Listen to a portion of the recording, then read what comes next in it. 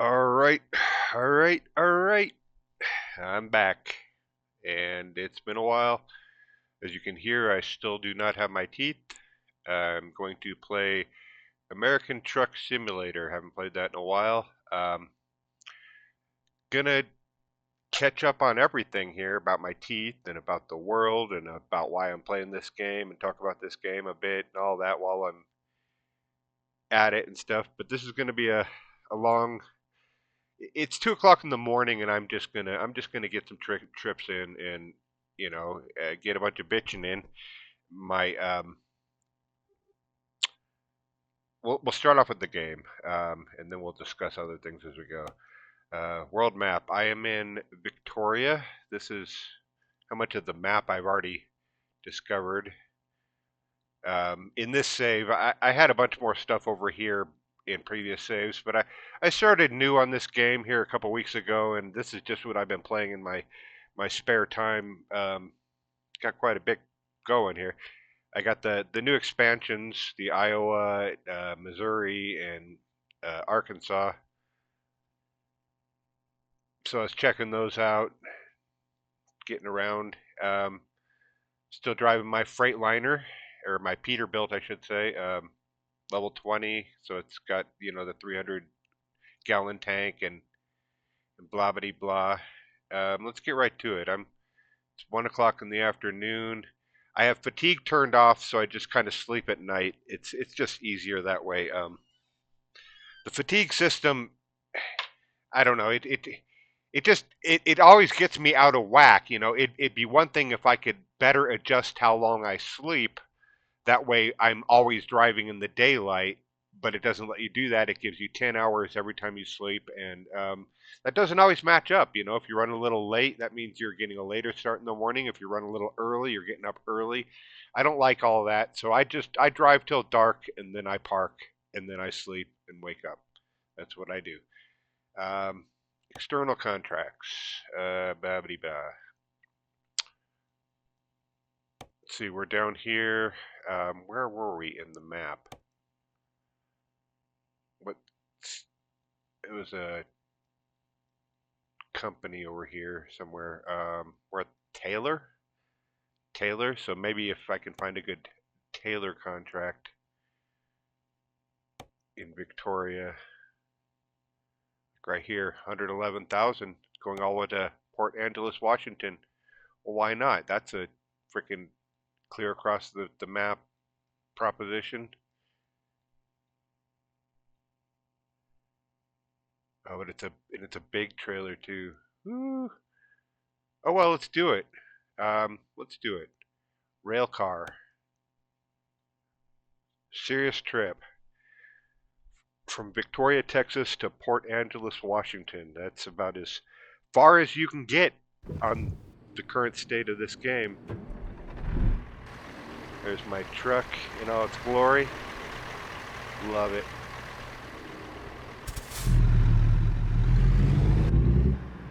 I try to stay in the cockpit as much as possible. Every now and then I'll look out, but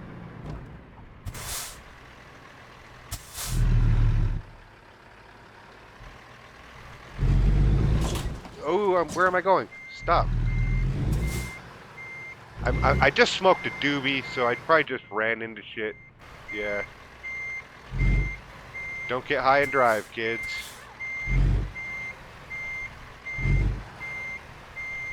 Oh, come on, mouse. What the hell? Close enough.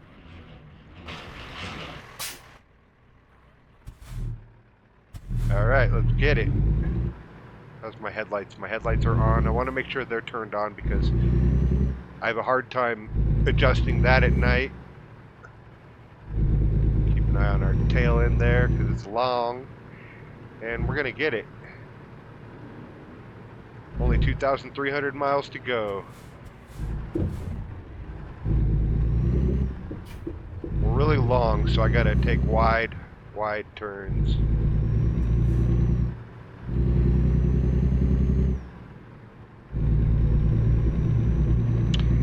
Anyway, I did get my teeth.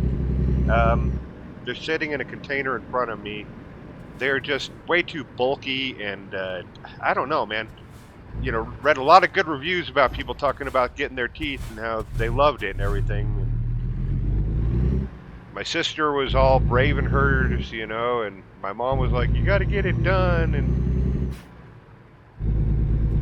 I don't know, man. I think that this is a case of misery loves company.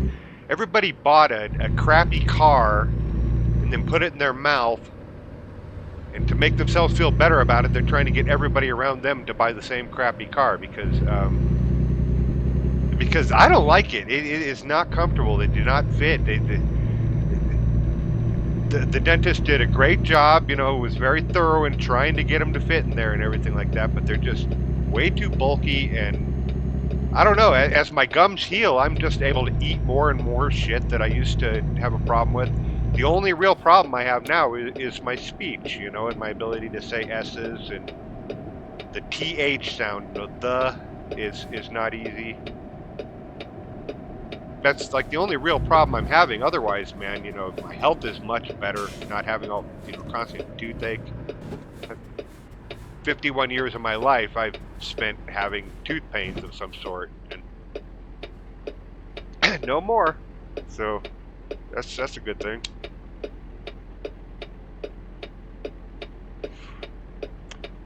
Okay. I'm also going to get into the politics of things because I just watched John Oliver for the week, at Sunday night, and he released his public John Oliver thing, and I follow the podcasts and follow the news, and yeah, I'm gonna end up talking shit about shit in here. That if politics bothers you, you might as well tune out now because. And I'm just gonna get it right out on the table right away. I cannot stand Donald Trump. I don't understand this world that we're living in. He defies every common decency and thought that every mother put into their kids as I was growing up in the 70s and 80s. It was, he's an obvious con man that is conning the world, telling them everything they want to hear. He's, a comedian said this, but he's the guy in high school that's like, make me president, and we're gonna have 2 proms and 3 lunches and 14. Everybody's gonna live forever, and it's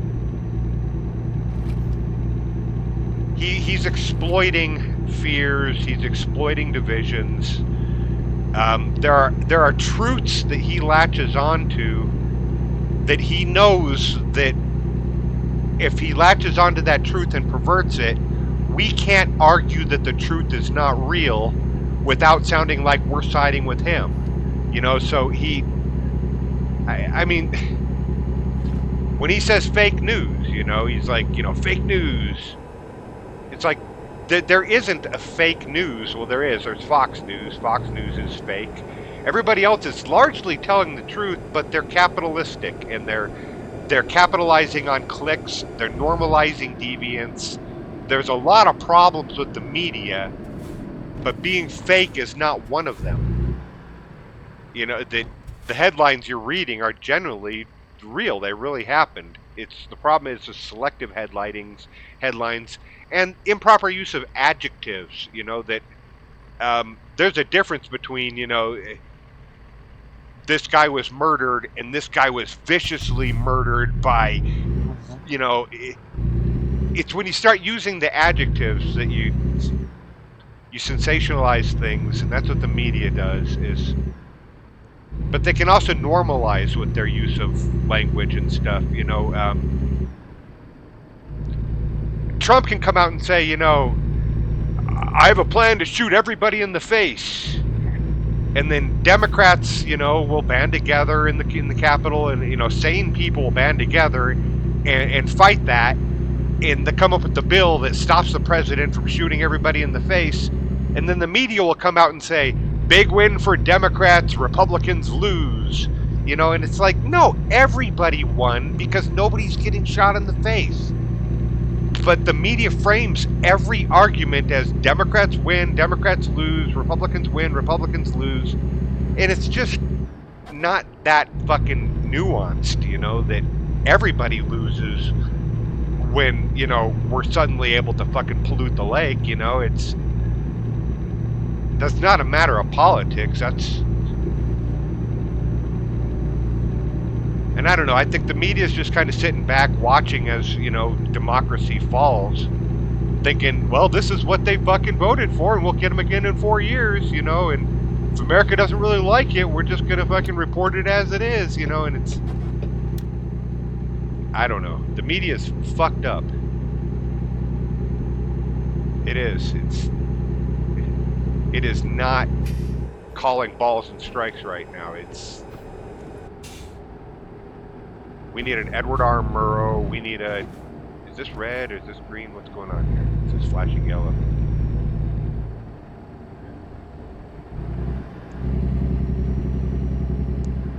I don't know. The John Oliver video was all about RFK and his Make America Healthy Again agenda, which is largely a bunch of fucking pseudoscience bullshit and nonsense by people that don't know anything. But there are elements of truth in there that, you know, that processed food and the shit that, you know, companies are doing with food is a bunch of bullshit. So the problem here is if you agree with that, it makes it sound like you agree with fucking RFK. So everybody's fighting everything that comes out of RFK's mouth when 10% of it is legit, you know, and so we're not going to get help on the 10%. More importantly, we're going to create an atmosphere where we're arguing, you know, that food companies are fucking polluting us is now the same as being on fucking, the same as being an RFK guy.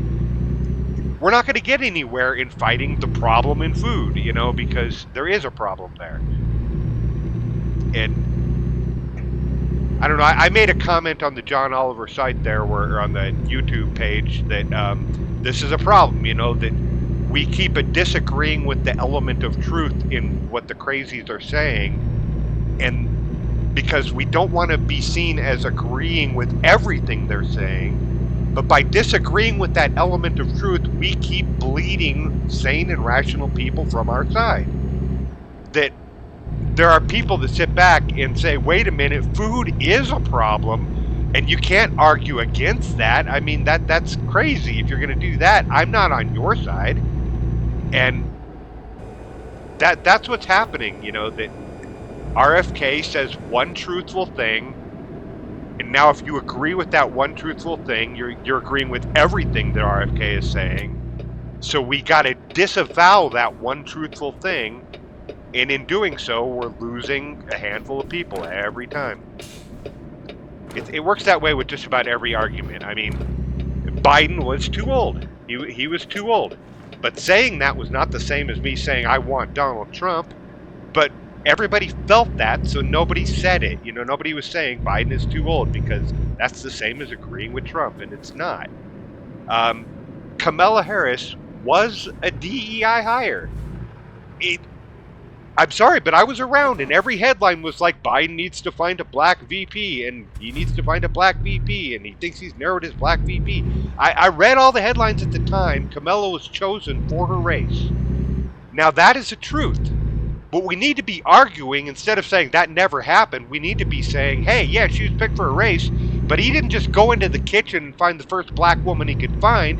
He went throughout the nation and found the most accomplished black woman he could find. I admired and respected Kamala, you know, but her race did play a role in her ascension.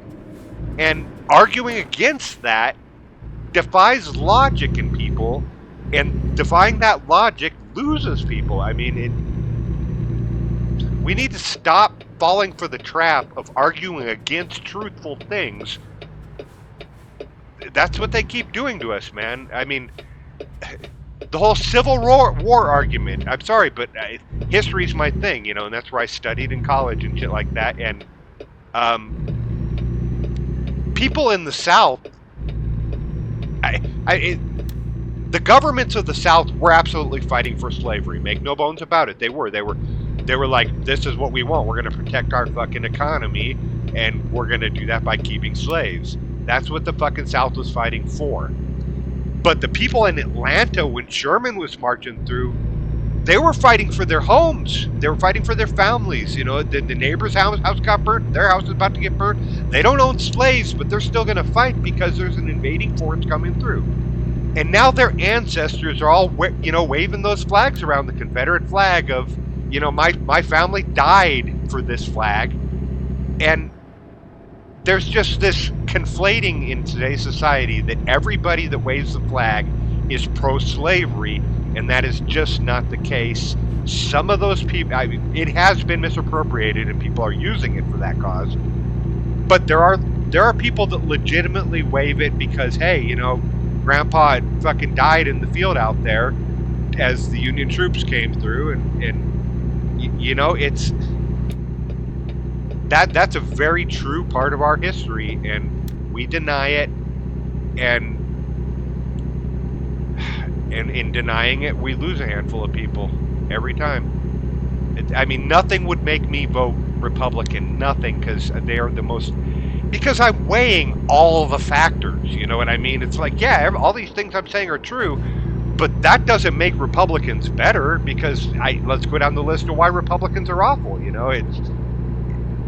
It's just, people don't do that. They get stuck on their one issue and be like, oh man, I'm only going for this thing. My one issue is marijuana, man. I've smoked pot all my life. I'm all for nationwide legalization. I'd like to see the costs come down on it and shit like that. And I'm all for that, but I am not going to vote for a politician just because he's offering me that. There's a lot more at stake than just that. And what the fuck? Are you kidding me? I got a 2,000-mile trip and you're already detouring me. Ouch.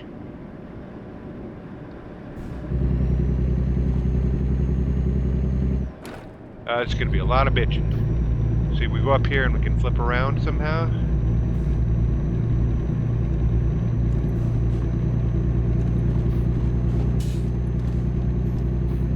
I don't have a whole lot to say about Texas. Been down there a few times. Stayed in Lubbock, Texas for a month or two. It's a pretty garbage state, man. Full of garbage people doing garbage things. I mean, you're not good people. You're not. Look at the people you elect. The shit they're doing with the gerrymandering and the way they fucking exploit immigration, both as a political issue and as an economic source.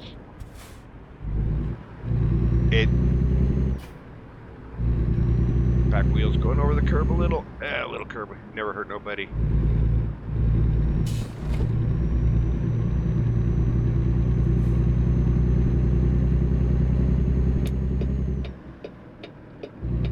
Just like that, when that mass shooting happened in Texas, I was like, hey, you know, you people voted for this. You really did. You don't want fucking gun control, and you think fucking every Democrat's coming to get your guns. Well, that put guns into the hands of a crazy person, and now your store shot up. But they didn't seem to care because it was all immigrants. It's fucking crazy. This country is nuts.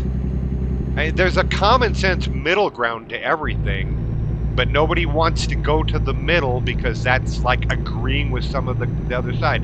And there is a middle ground to the crazy people we're dealing with, you know, that I know a part of you is like, man, there's no fucking middle ground with their crazy, but there is. You just got to recognize the kernel of truth and help with that. You know, there's an element of truth in everything they're saying. I mean, the transgender thing, that's another one, you know, that I'm sorry, but there's a physical advantage for people that transition. Which way do I want to go here? I'm going down. It looks like it's going down. There's a physical advantage to men that transition to women in individual sports. There is.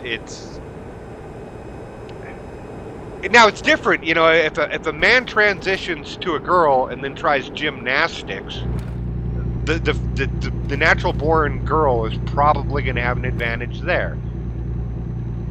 But a girl transitioning to boy, you know, and I don't know. It's the point is there are physiological differences between your sex when you're born, and that doesn't go away no matter how much surgery and pills you take and stuff. And my point is that ignore it. We ignore that truth because we think that's the same as saying, hey, you know, they shouldn't be allowed in bathrooms and we need fucking laws against them and blah blah. It's not. No, they should have all the rights and freedoms that we all have and share.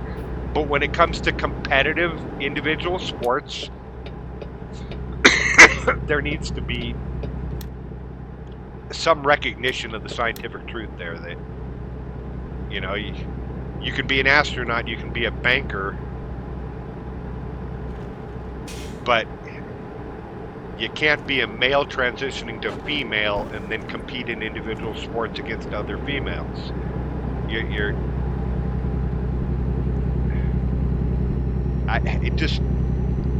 We ignore that truth. We fight it tooth and nail because we think that's the same as saying that transgenders need to be discriminated against, and they don't. I'm not talking about discrimination. I'm sorry, but, you know,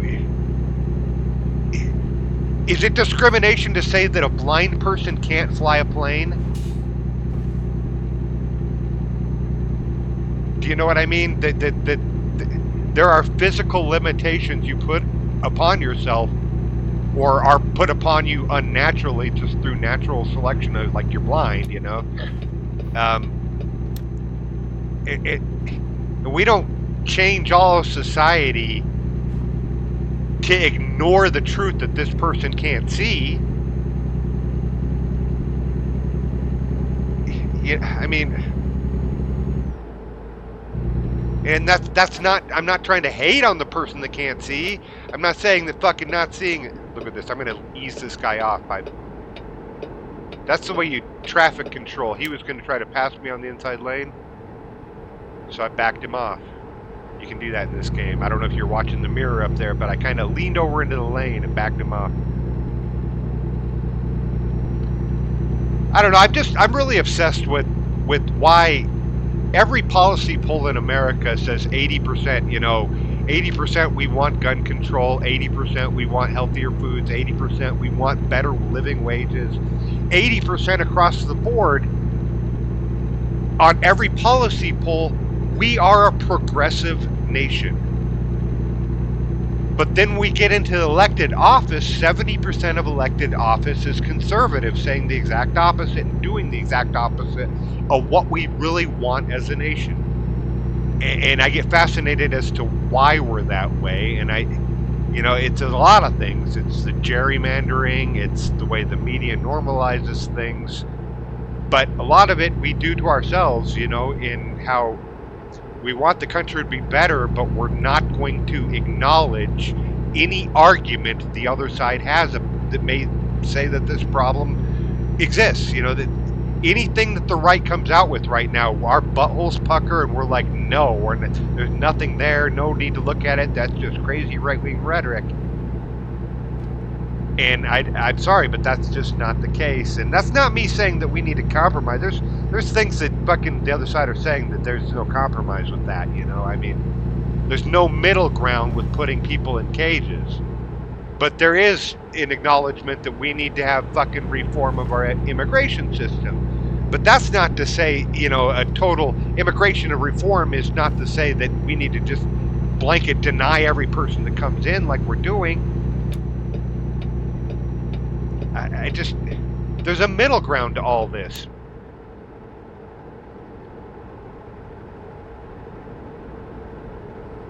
I'm not sure I'm going to be able to find a place to sleep tonight because my trailer's so big. I've noticed that I have to disconnect the trailer. This guy's going to try to sneak up on the inside of me, not to be... It's my lane, bitches.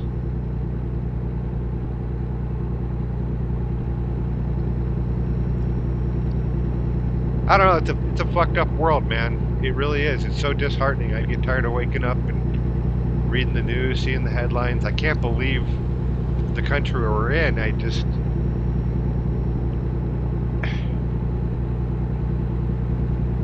Isn't there a limit?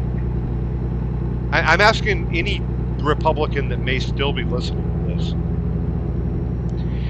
Isn't there a limit to what your party can put up there in front of you that where you say, no, this is a line too far?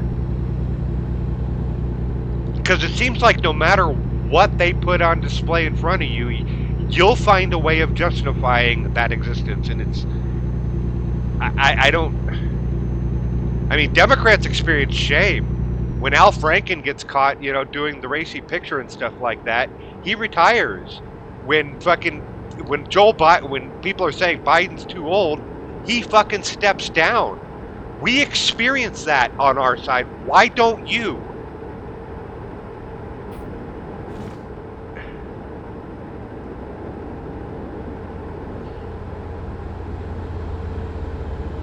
I don't get it.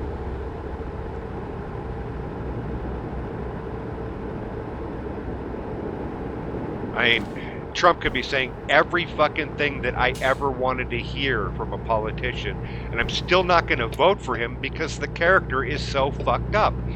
There is a limit there. There's a line where, like, no, I don't care if you promise me the moon, you're a horrible person. I'm not going to send the message to my kids that this is what a leader looks like.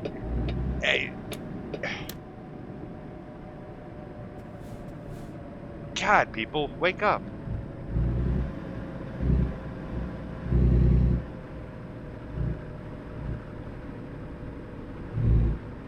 Okay, where do I park here? Over there? I think over there, yeah. Gotta get some sleepy. It is the nighttime. It's the right time. I'm gonna go in front of this guy. I think.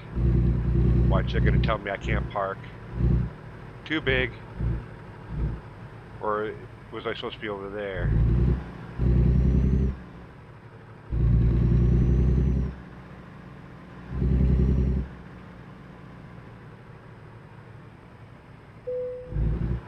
Okay, it's gonna let me park. I'm gonna keep pulling forward until I get my ass out of the way a little bit.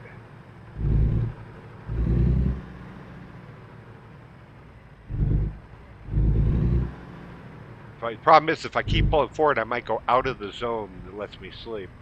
And I don't want to do that, so I think we're good enough.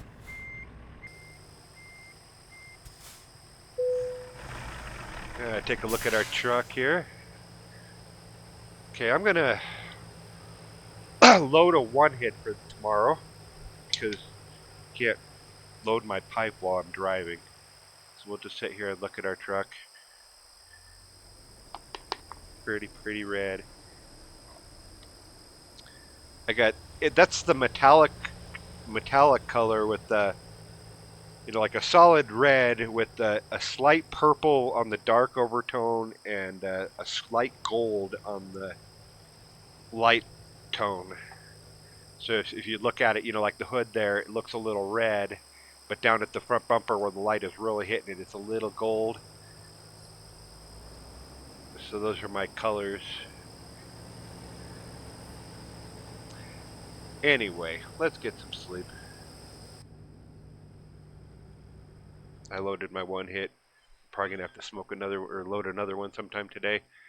Okay, this is what I'm talking about. It's almost too dark to drive, but not really.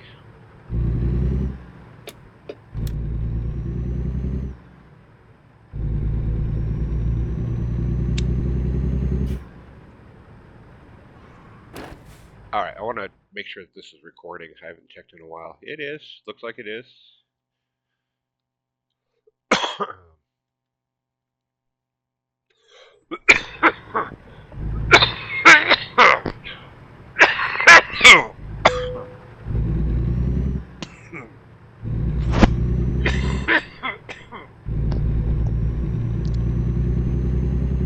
This is really good weed. Takes my breath away.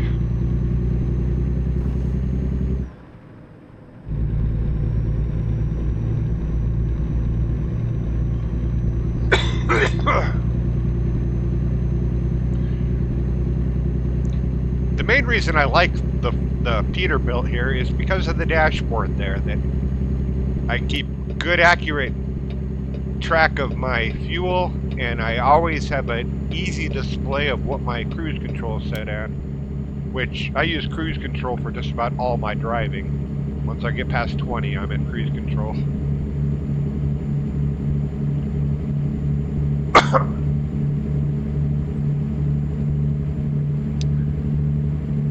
Gotta get the fuck out of Texas. That's what's up. Where am I anyway? Sonora, Texas. Wow, we're way down there.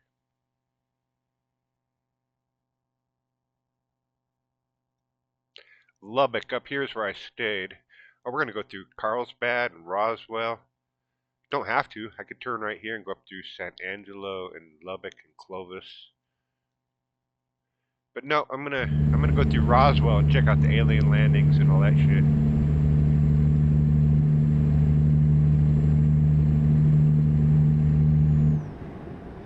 The weather balloon. Wasn't no aliens. I'm sorry, but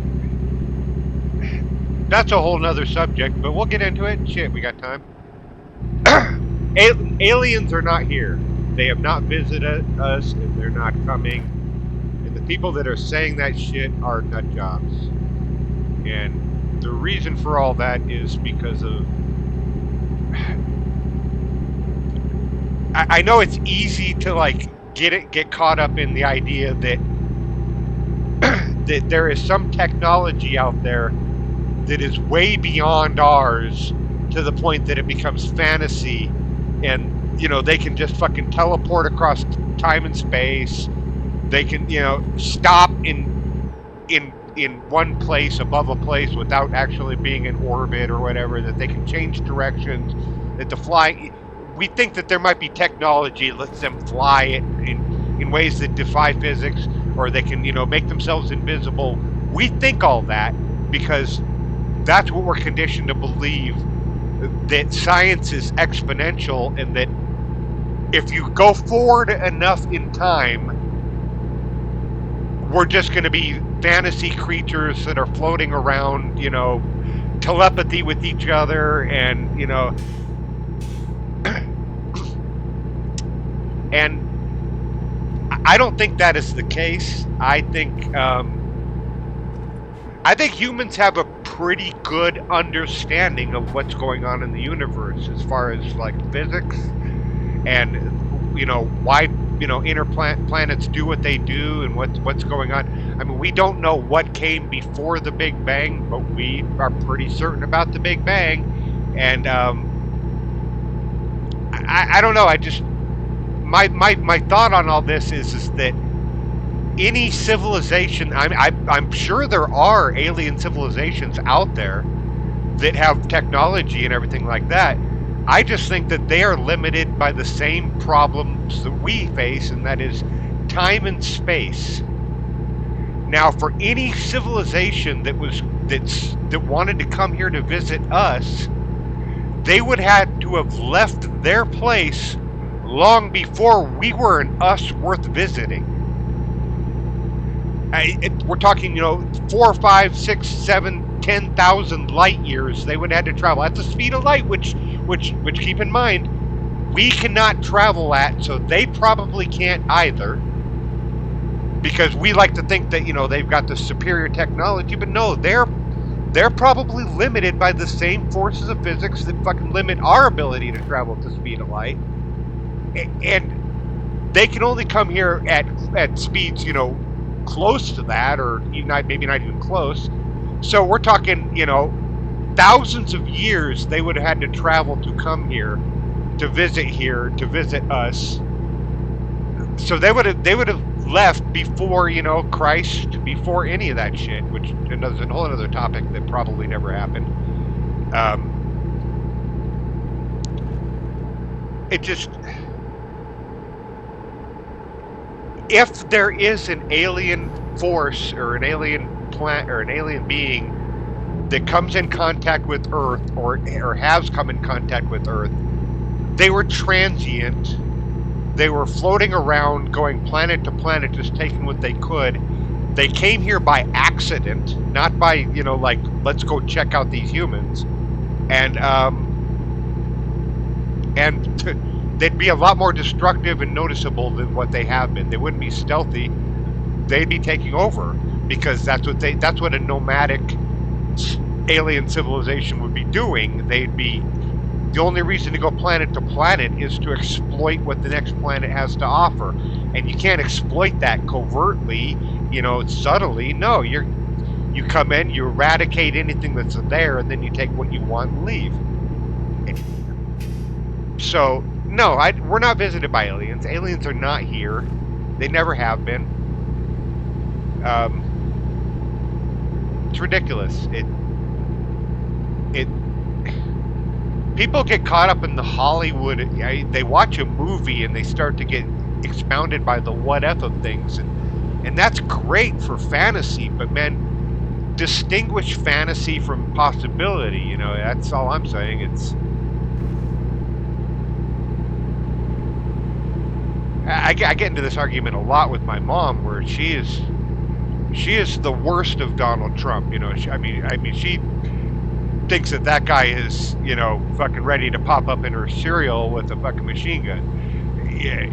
She watches too many podcasts, and they all, speculate things, and then she comes back with this, like, idea that she has some knowledge of what Trump is up to, and it's like, no, you got to take all that shit with a grain of salt, man. It's one thing to speculate about a bunch of things, but it's another thing to start acting upon the speculation.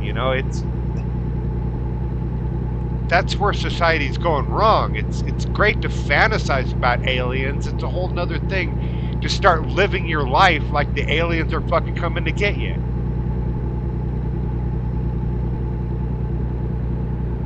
Stop watching movies, people. A lot of things have to happen before your worst nightmares come true. You're going to see a lot of steps occurring before that happens.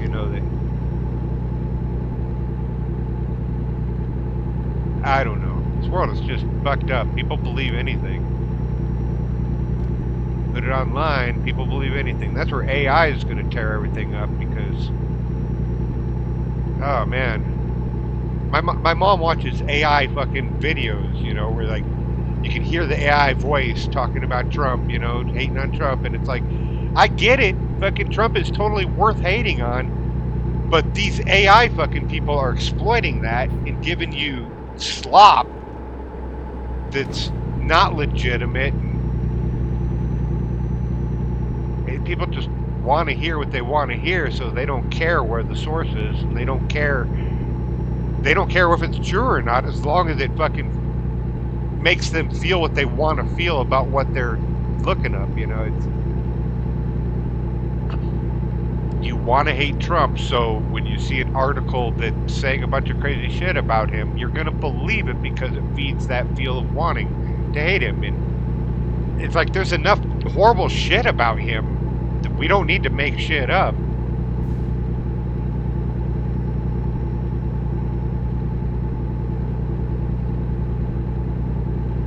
Fort Stockton. There's a lot of these forts, man. I was in Fort Smith, Arkansas, and before that I was in Fort something, Iowa. I don't know. Like fort to fort to fort. I was in Fort Worth earlier. A lot of forts.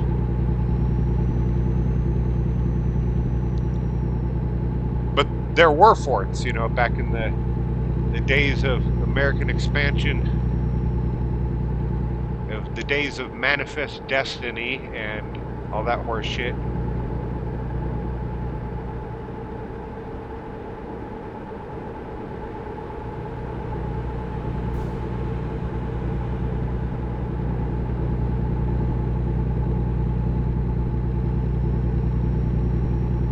I don't know.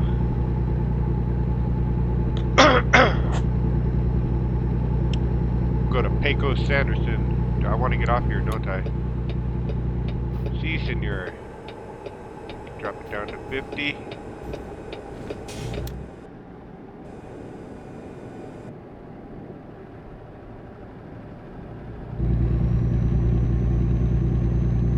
got a nice truck stop up here, but I don't need to stop for anything. It's 8 in the morning and I've got a lot of gas.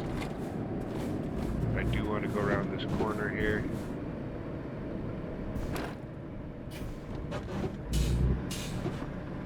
Just going to assume that there's no car there. I don't bother looking in those directions. The game has it kind of programmed that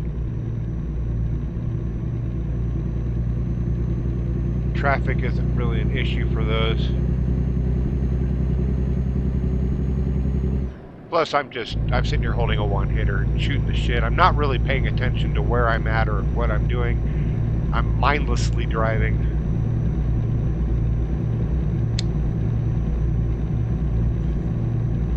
It says 35 here, but I think I can get away with 40.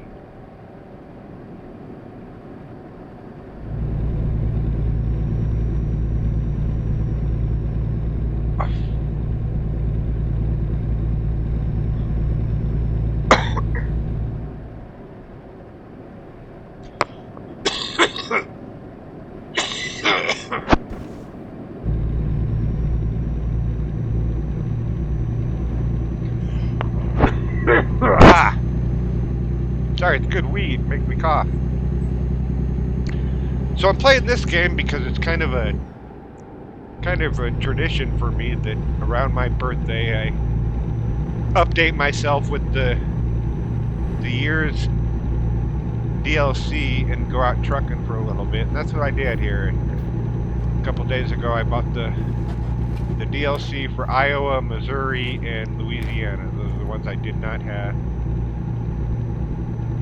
I was hoping to get Illinois, but I don't think that's going to come out before my birthday, which is next week.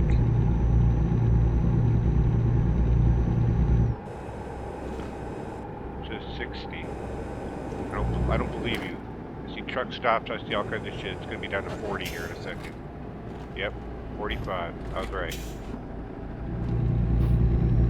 Should probably get in here and get some gas. No, I'm doing good.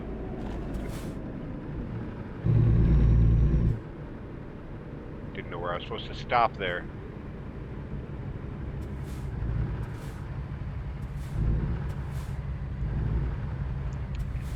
Fucking Texas, man. How do we stop Texas and Florida? In fact, if we could lop off Texas and Florida, this country might be sane again. And we'd still have to deal with Ohio, but they'd be isolated.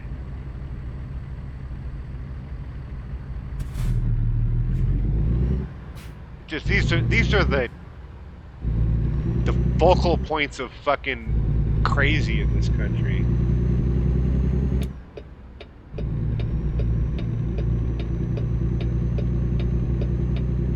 I'm coming out. He could have went. He could have totally went, but that's the power of my turn signal. My turn signal is strong.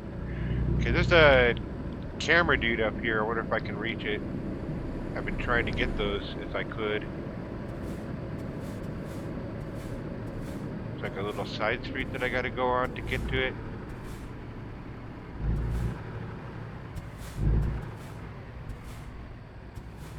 I've been trying to activate them, as many as I can, when I can. I think I've got about 5 of them.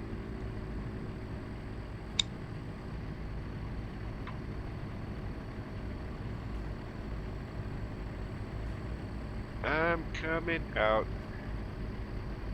Pecos. Is that still in Texas, or are we in New? Yeah, we're in Texas still. No New Mexico.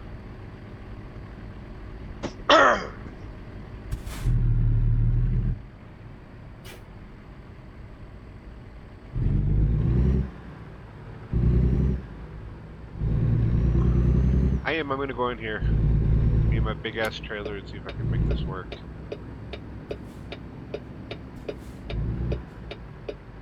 Okay, I want to give it a little wide here to make sure my ass end makes it. And go straight out this way a bit. Come on, mouse.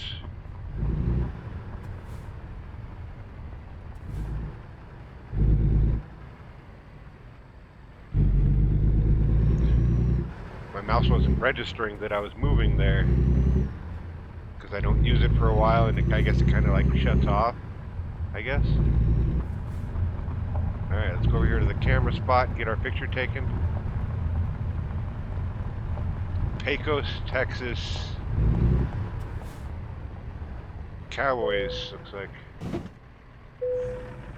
I don't know, let's watch their little presentation for Pecos, Texas. Right underneath the horses' balls. The world's first rodeo. Oh, that's a claim to fame. I'm not gonna diss rodeo people because I've seen, you know, what was it, 8 seconds with Luke Perry. It's a good sport. It's all right.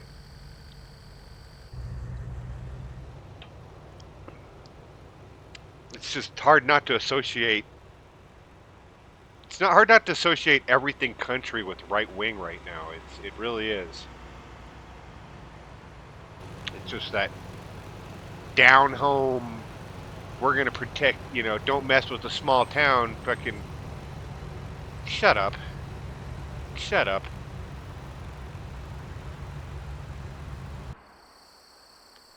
There's an air of self-importance and smug superiority that adorns fucking small-town America.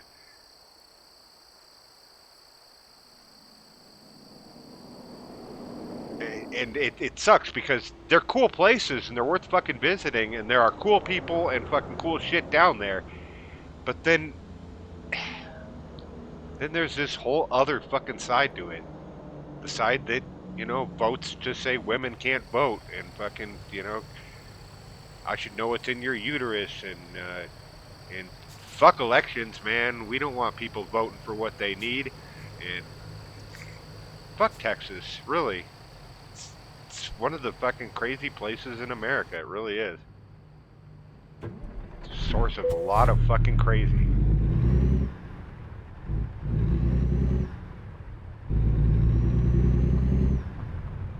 How do I get the fuck out of here? By here I mean Texas, not this parking lot.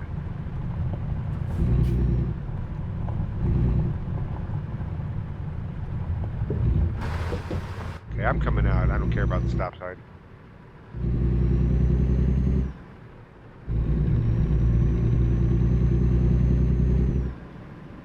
Copper.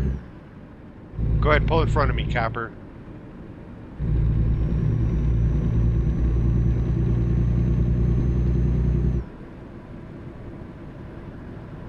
Haha. Oh, wow. That was timing. How did he know that? I guess the cop probably had his turn signal on.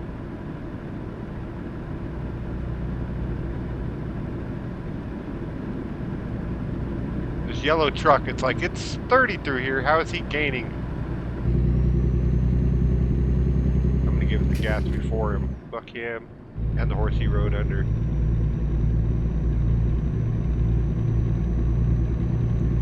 Let's get the fuck out of Texas, shall we?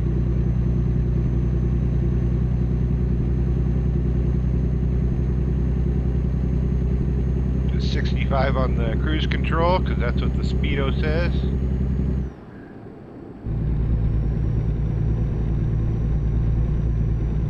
I'm not going to get in that slow lane. I'm just going to stay right out here because it's probably going to come back over up ahead.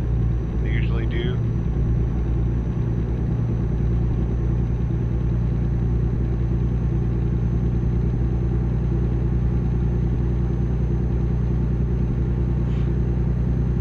I have an ashtray right here that says you don't mess with Texas. I'm literally flicking my ash into the ashtray that says you don't mess with Texas. And I got that ashtray from my, well, stepmother.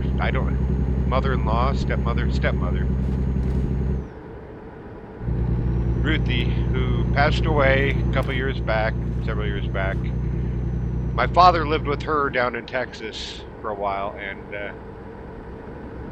the one thing I got of hers, you know, to remember her by is this ashtray, you know, because we both smoked, and I don't know. It's just silly. I got this don't mess with Texas ashtray.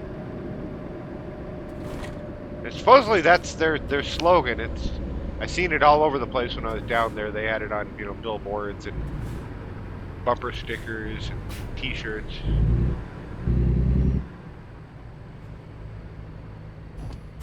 And it's supposed to imply, like don't litter or make trash of Texas. Like, what's this car doing right here doing? You see me coming, but you're still gonna pull forward. Yeah, it's supposed to be about littering and not making trash with Texas, but they've adopted it as their pseudo macho. You don't mess with me, because I'll Chuck Norris your ass.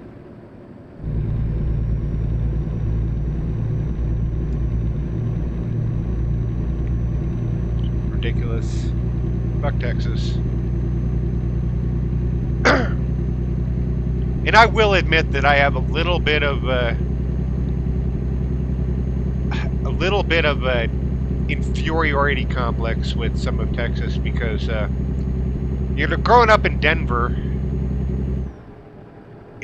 Dallas was always the real cow town. That's where all the fucking real cowboys are, the Dallas Cowboys, and I always felt like an inferiority complex. Like, hey man, we got all that shit here too. Why don't you look at our way, And so now as an adult, I kind of fuck Texas.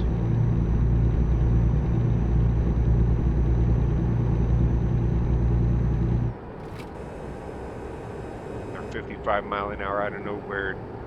What's the point of that?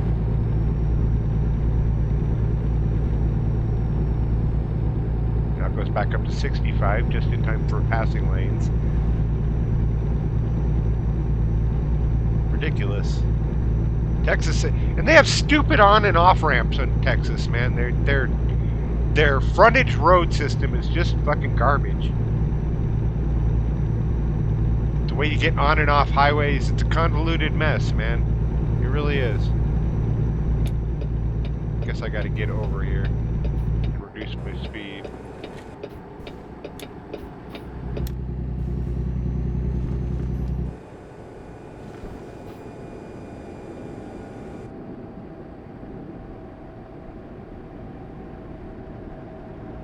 Like, look at all this. This is a mess. Is anybody coming? No.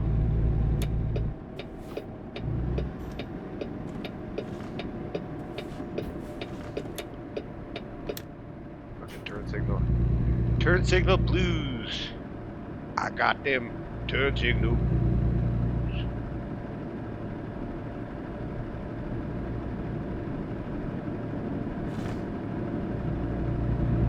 Drink, drive, lose. That's messing with Texas.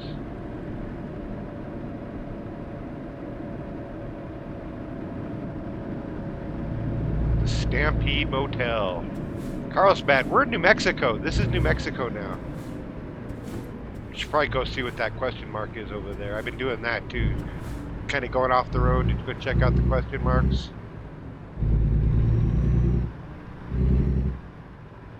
You know what? I think I'm going to do that. I'm going to do that right here. Go see what's up with this question mark. It's probably a recruitment agency. Ah! Almost got... Whoa, where am I going here? What in the fuck? Really? Just trying to get around back there. Oh, I hear sirens. Are they coming to get me?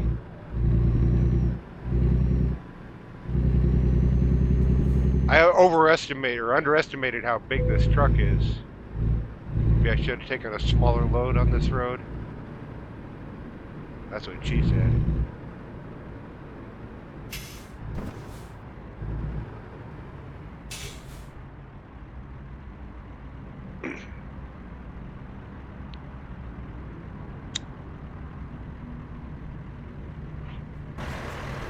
How are we doing back there? Trailer still okay? Yeah, we're okay. We're good. Copper over there, copper over there. Well policed town. We are in New Mexico, right? Carlsbad? Yeah, that's New Mexico.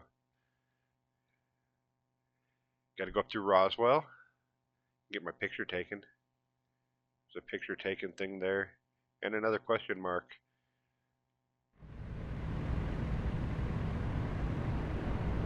They're just recruitment agencies, but you know, I got $600,000 and no other drivers, so I could buy a dirt truck and get another driver now, I guess. I just don't see the point in all that, you know. There's plenty of money to be made.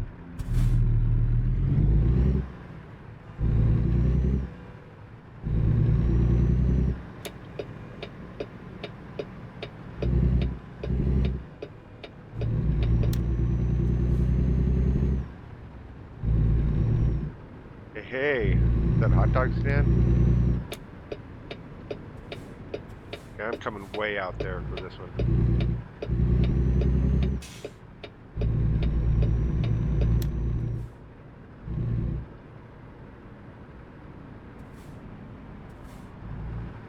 That's how we roll. I hear sirens again.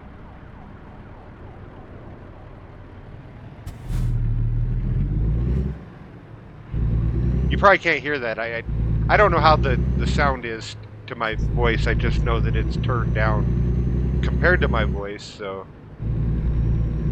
I don't know how much of the truck is actually coming through on any of this. Which is good. You don't have to hear that fucking turn signal. Click, click, click, click, click, click, click, click. I don't know why I'm mimicking it for you. My back tires have barely made it on there.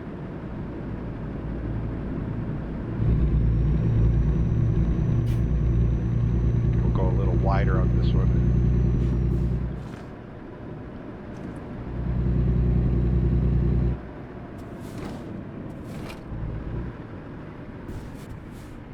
Fucking lights, man. New Mexico, you gonna make me start ragging on you too?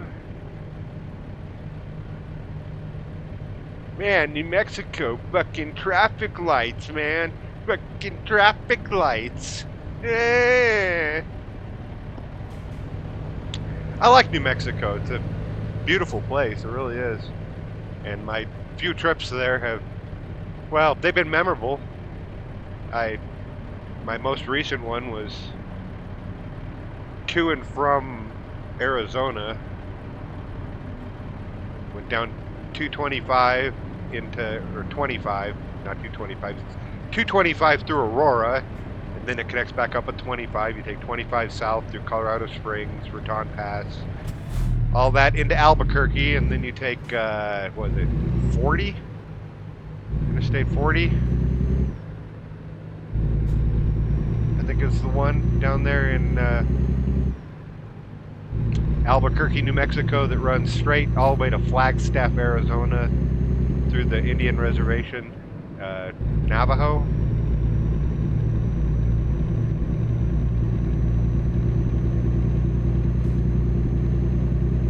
Yeah, that was my last time through New Mexico. We stayed on our way back in Gallup, New Mexico. Not by choice.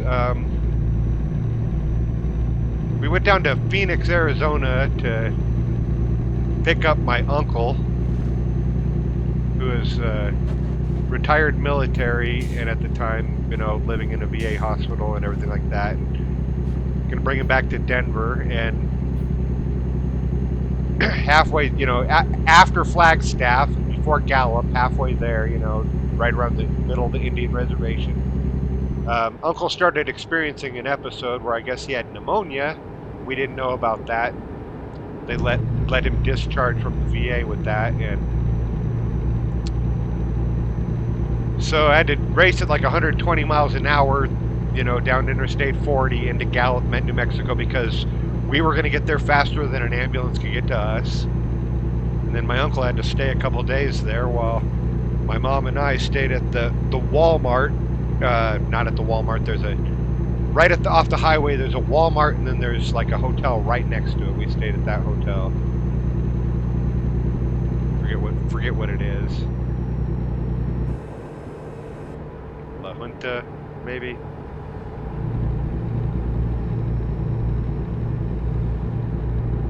Or hard to see. This looks like some serious slower. Get down to 35 here. I know it says 40, but I want to be sure I got a big load back there. That's what she said. Wah, wah, wah. Baby got back.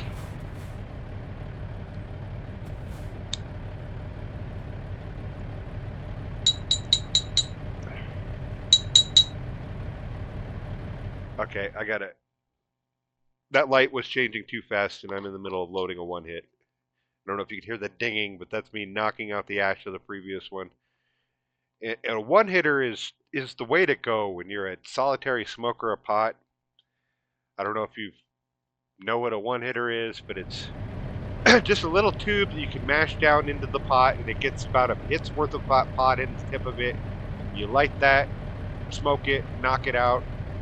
It's perfect for one person. It saves pot because joints, bong hits, pipes, they just, a lot of the pot goes smoking up into the air, you know. But not so much with bongs, but I don't have the lungs to do bongs.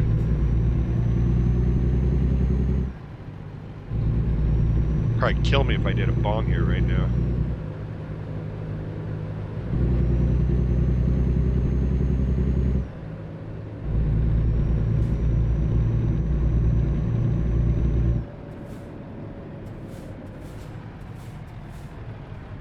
Main Street. I found it. This is the main street, man. All the other streets are just streets. This is the main one.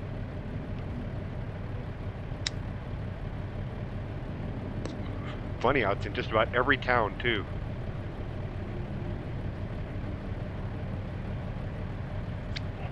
So if I take this street, turn left here, I can get all the way to Denver, Colorado.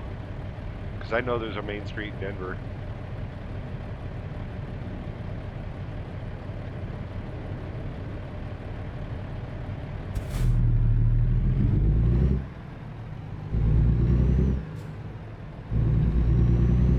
Kind of get a jump start on your neighbors there with your acceleration. If you watch the lights there, just like right after the turn signal disappears, you can take off. I'm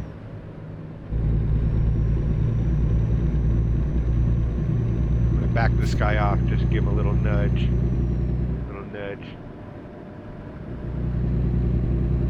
What I mean by that is if you slightly tap over into his lane, he'll hit the brakes. And you can manipulate traffic with that and use it to your advantage in driving in this game. It is a game after all.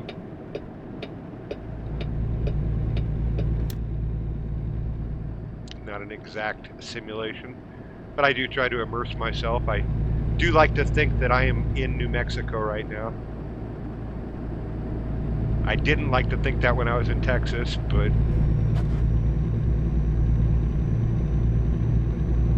you can't just like fucking take Texas out of the United States. I didn't have to buy the expansion. But, you know, it was a battle between OCD and political ideology right there. It's like my OCD was like, completionist, you gotta have the entire fucking set, buy every DLC. But my political side was like, man, fuck Texas. Not just political, social and cultural too. There's just a lot of on the surface smiling, but under the surface judgmental and isn't that sweet? Oh, bless your heart. Fuck you.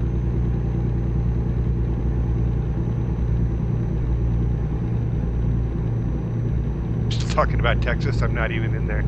I mean, New Mexico. But I don't really know this part of New Mexico. I don't think I've been south of 40.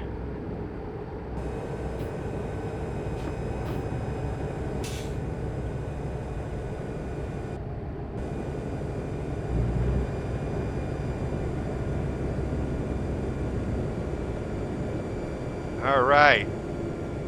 I don't know. I don't want to call this the alien capital of America because, you know, Area 51 exists.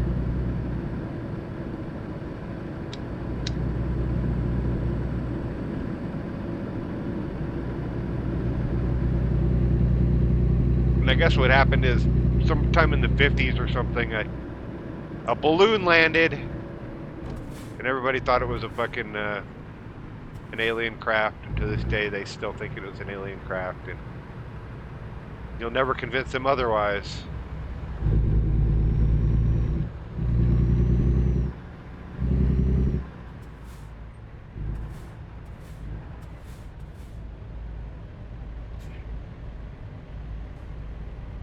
Which I don't know. I do know. I think I'm pretty fucking certain. I mean, there's things I don't know about, like, you know, the existence of a god. Who knows? I think agnosticism is the only honest answer. You know, that nobody can know. I can't know. You can't know. Nobody can know. But as far as aliens go, we can know within a certainty, like we know within a certainty that, you know, some things will kill us and some things won't. You know, it's statistical observation and going with the science. The science says anybody that wants to come here and visit us is limited by the same things that limit us from visiting there. The space is a cold and unforgiving place where lots of shit can go wrong, and no matter how advanced your technology, you know, fucking space still does shit to you, you know.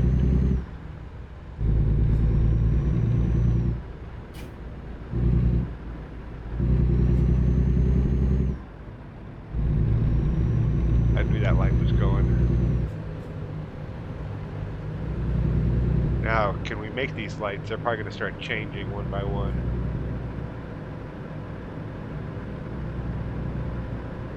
That's one thing that they did not do for this game, is they do not have an engineer in fucking traffic patterns. I don't think they do anywhere on their payroll, because these lights are not synced in any city. I mean, that was rare to go through lights like that. More often than not, they're synced to fucking shut down when you get to them, you know.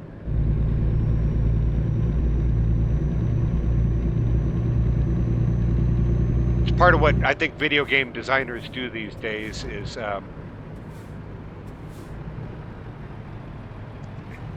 planned obstacles, you know, things that, like, okay, things to slow you down, you know. They're gonna put cars in front of you and then make them slow down. Detours, lights, all those things, you know, anything to break up the trip from just being a straight point A to point B. And that's good to an extent, but it's bad when it becomes noticeable, when you know that somebody wrote the code for that car to do what it did. That's when it's a problem. Like Grand Theft Auto is an example of that no matter where you go in that game, cars will turn in front of you everywhere. You know, it's planned obstacles. You can see it at this next intersection. That car is going to turn right when I get there. So, you know, you plan ahead and you go wide, or you go in the opposite direction of where the car is going to turn, you know, and but it's really noticeable, is the point I'm trying to make, is you can tell that somebody's job at Rockstar there was to obstruct the driver, you know.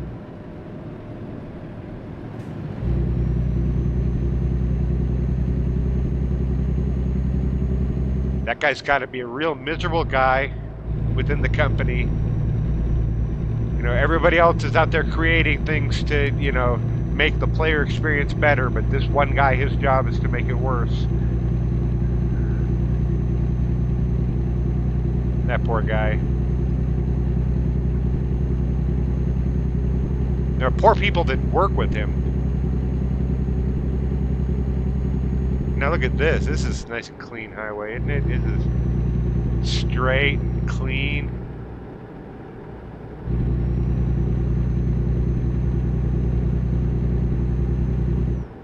Oh yeah, it's only 55 through here. I tapped it up to 65 thinking, what am I doing?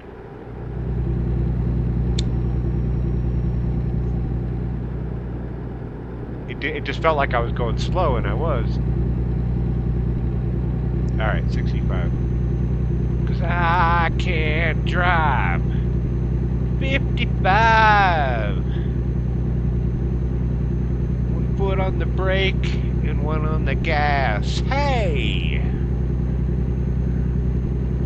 There's too much traffic. I can't pass. No.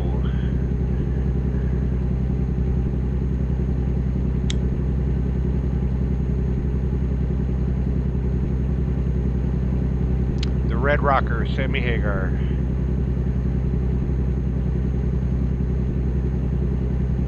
I can't sing, I can't drive 55. Cause I can't sing. I can't drive 55. I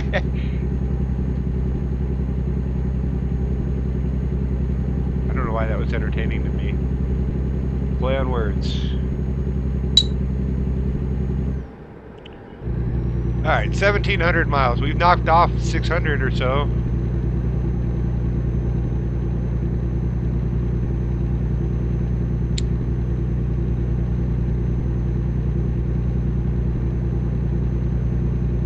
Highway 285. This goes through Denver. 285 does.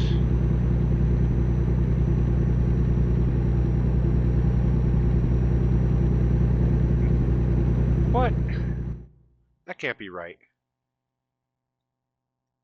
Denver's all the way the fuck up here. Well, maybe it can. I mean, considering I'm almost directly south, I'm exactly even with it. That they could be using the same highway numbers down here as up there. You know, just like, you know, Highway 50 goes all across the United States, but it, at various points, it shares other highways and it kind of moves around a bit. It's not a straight line, that's for sure. The highway system is weird. It's got some uniformity with the numbers, but it's got outliers that kind of deviate from the number system, and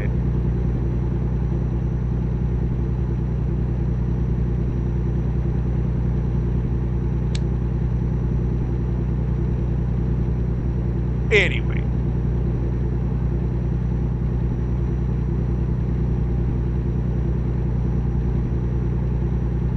So what else was there to talk about?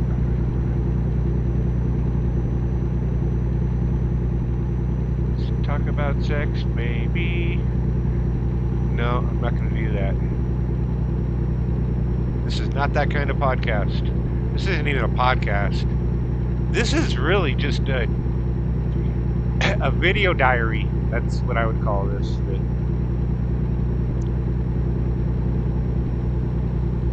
I do intend on watching these again when I'm 80, if I'm still alive in 30 years, and if YouTube still exists. Because I think these videos are going to be around forever. I think that's one of my main driving desires here is that I don't have to stop at the thing. I believe that with the way data is becoming a commodity and the way AI is using it and everything like that, that there is a form of immortality to recording digitally right now, that this is how I'm going to live forever.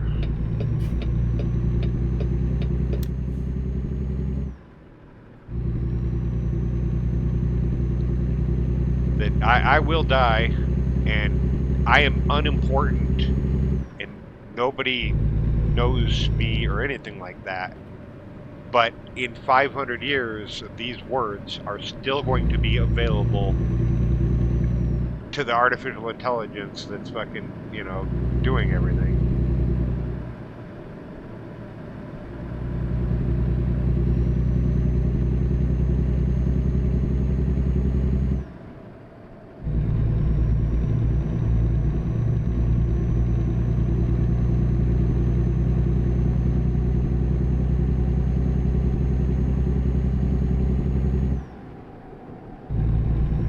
No, but I figure I do a lot of gaming, and I have a lot of alone time, and I don't know. I just kind of imagine that for these times that I'm recording, this is my friend. You guys are my friend. Whoever happens to be hearing this.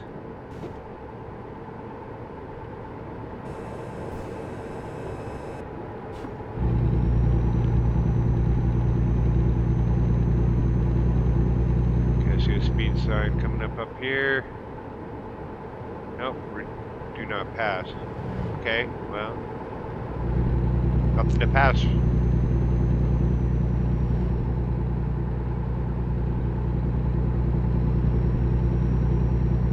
So it's football season coming around here. It's the preseason, and I could give a shit. I loved the Broncos growing up. Big time Bronco fan, Denver Bronco fan. Huge. Love John Elway. My earliest memories, going to training camp with my dad, who was moving all the training equipment. My father worked for Weicker Moving and Storage, and they were based out of Denver here, and they had the contract to go up to Greeley every year and move all the Broncos equipment. At the time of Randy Gradishar and Carl Mecklenburg and all that time, and I got to go there, and I got to go with my dad and to training camp one day. He had permission, and I got to eat lunch with them. They got to eat in the cafeteria where all the Broncos sat there and eat, and fantastic experience, wonderful. And it was in 1983 because it was John Elway's rookie year. And I knew all about him because Dad was like, "Oh my God, we got John Elway," and it was a big deal how we got him, because we didn't have the first pick, but through shenangling and everything like that, Elway didn't want to play in Indianapolis, yeah, and all that. So there was a three-way deal there, with Minnesota, Indianapolis, and Denver that ended up bringing Elway to Denver, and I knew all about that as a fucking 10-year-old kid or whatever. And I got to go eat lunch with the Broncos. It was great. Elway, and I got a whole bunch of autographs that day. Hanging out at the sidelines. Got to eat lunch with the guys and stuff like that. But I never got Elway's autograph until he was eating lunch, and I was too shy to go over there to talk to him and stuff like that. So my dad walked me over there, and the thing I remember about it is he was sitting at a table with like 4 or 5, 6 other guys, and they're all sitting around. And for some reason, Elway had like 6 baseball caps on his head, all stacked one type on top of the other. I don't know what they were doing or what they were talking about, but clearly there was some joke going on with Elway and hats. And he signed my autograph, and it was a great memory for a 10-year-old kid, But now, as an adult, I think the NFL is fake and scripted. I believe capitalism's not going to let a couple $1 billion go out the door in the name of fair play. I don't think it's real anymore. But I did as a kid. As a kid, you're supposed to believe in fairy tales. I believed wrestling. Liked Hulk Hogan and all that shit. But now as an adult, I see him standing up there on the stage at the RNC, looking like frickin' Terry Crews out of Idiocracy, and I just think, what, grow up, America. It's like there's this segment of America that just refuses to recognize fantasy. It's like, no, I want to live the fantasy. And I think that's a phenomenon on both sides. There's, for every person out there that wants to be Hulk Hogan, there's another person out there that's fucking, yeah, another person out there that thinks that they're a fucking pony or a princess or some shit. I don't know. There's a camera over there that I could have went and got, but I didn't. I'm sitting here talking. My bad. And then this guy. Why did you do that? Why did you get over? There's nobody getting on. Just to obstruct me. Bastard.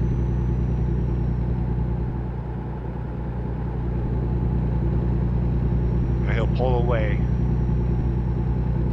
No, I think I got him. But this little red car, what are you gonna do? You gonna try to make that gap? I don't think you got it. See, every now and then it kind of pulls away, and it just the gaming, the programming in this game,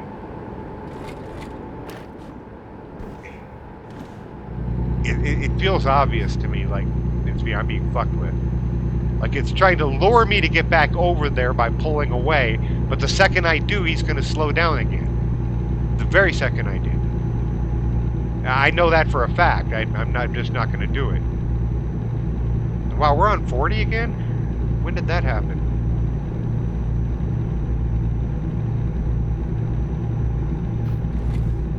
Where am I going with this? Port Angeles, Washington.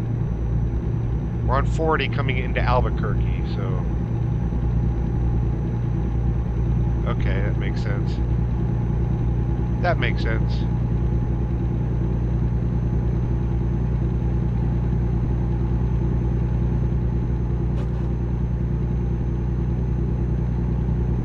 The middle of Albuquerque is where 25 hooks up, where I can turn north and go back to Denver, but that wouldn't make sense. Not with this load.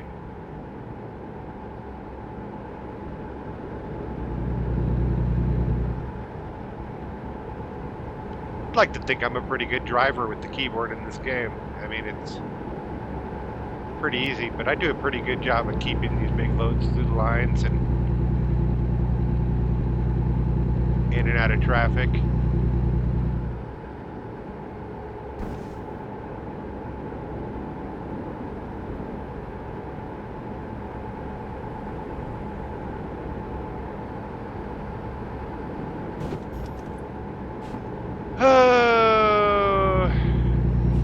Tramway Boulevard, where the famous Tramway Angels play.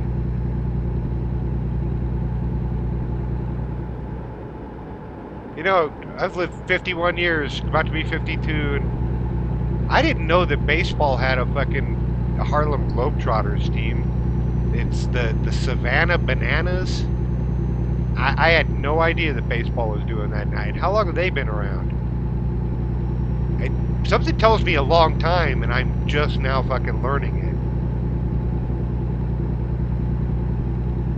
it. Because they came to Coors Field a couple weeks ago, and it was all news. Like Savannah Bananas, what the fuck?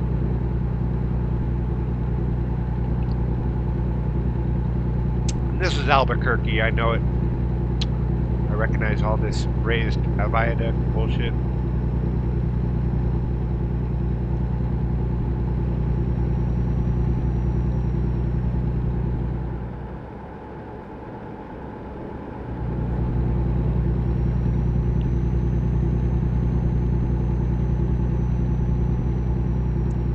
Wants me to get over. I think I will. I'll get over one. But I want to go to Gallup, I think. No, wait. It wants me to get off right here. Is it right here? Is this it? Is this it? I think this is it.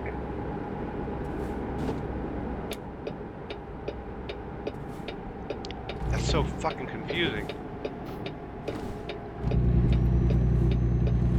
I think I lucked out there. I don't think I read it right. I just went with my instincts and said, get the fuck over, and that turned out to be right. This is 25, I think. Why are we getting on 25? That doesn't make sense. So are we going back up to Denver? No. It didn't have me going through Denver. I thought it went farther along and went up through the Indian reservations and into Nevada. What is going on here? Yeah, I am on 25 now. Oh, okay. I turn right here, and that goes up through Farmington. Okay. I did this highway here, just Highway 64 right here, just 2 days ago. That was a blast. Mountain Series Highway.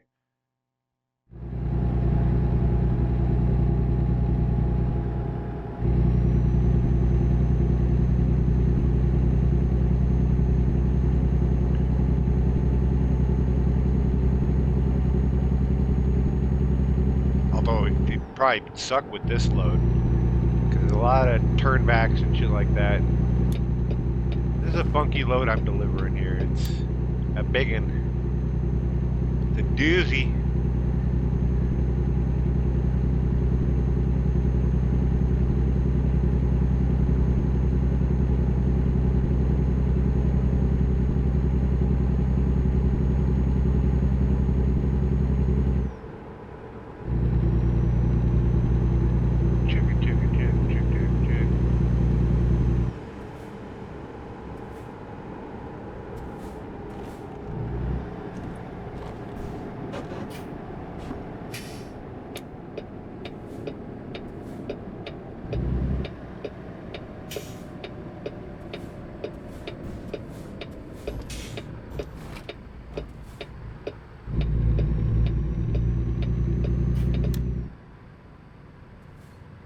I'll get behind the truck. Probably a mistake. Because I got a lot of balls in my truck. It can handle shit. I mean, even though I'm holding that big ass thing back there, I got big balls and I cannot lie.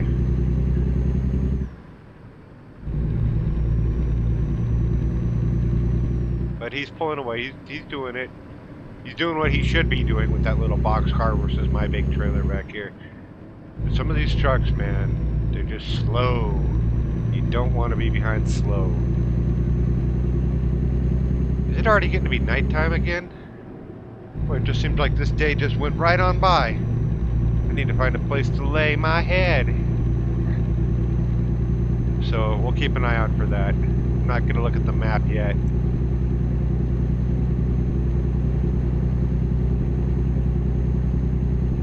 I know up by Farmington there's got to be something. I think I did sleep there last time too, but I remember it being kind of a tight place that... Yeah, I do remember. Wish there was a sleep anywhere mod for this game. That's the one thing that's really fucking missing. I don't like being constrained to where it tells me to sleep. That I know for a fact, truckers sleep everywhere. They sleep at their job sites, they sleep on off-ramps, they sleep in fucking grocery store parking lots.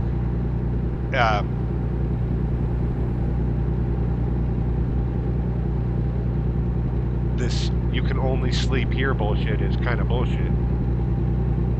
Part of the reason why I turned off the sleep fatigue there is it just, it's not always practical. I mean, you can go from a normal awake state to complete red bed fucking tired on the display over there before you make it to a gas station. That the amount of time that it happens, that, you know, because like right now I'm driving and it's been a while since I've had, you know, the gas opportunity, all the way back since I'm Albuquerque.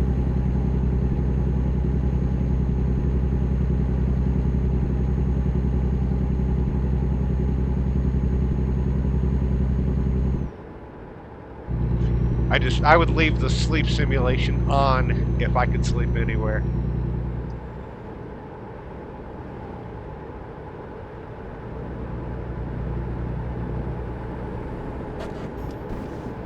I played it with the sleep thing for many years. I mean, I've had this game since 2015, and I think I just shut the sleep off this year.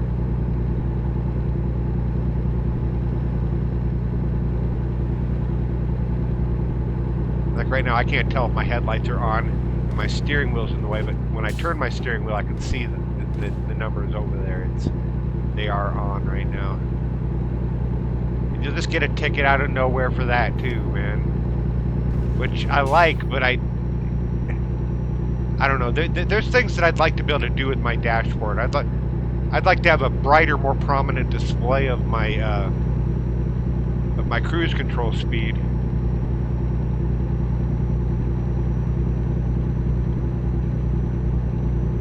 But it could also there could also be a dashboard indicator there as to whether or not my headlights are on.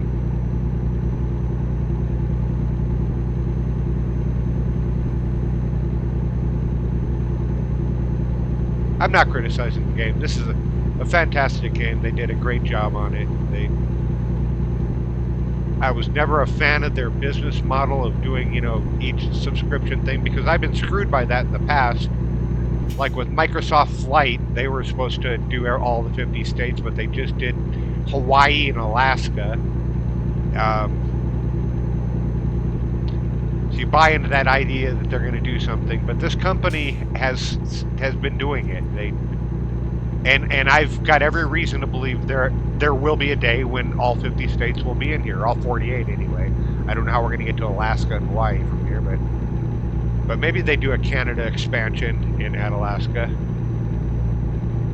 That could be a thing. North America, go down to New Mexico and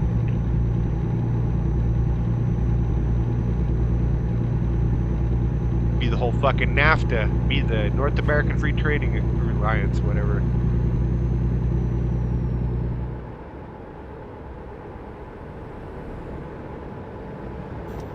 All that shit that we used to want, and now it's like, no, globalism, woohoo.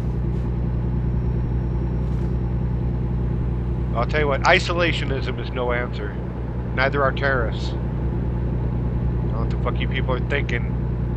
When Trump's sitting there saying, he's saying to fucking a room full of reporters that will not question him because they're all hand-picked reporters. He's kicked out the AP, he's kicked out NBC, CBS, ABC, and the only people left in there are fucking sycophants. So nobody's gonna ask him the tough questions, like when he's sitting there saying, the other countries, they pay those tariffs. That's not fucking true. That is just not true. And every economist knows it. Everybody knows it. But he's still allowed to fucking say it, and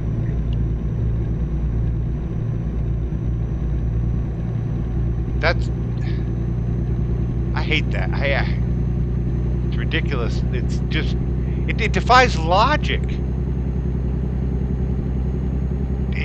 I think that he thinks that when he puts that 40% tariff on, fucking Emmanuel Macron from France opens up his wallet and says, all right, we'll pay 40% more.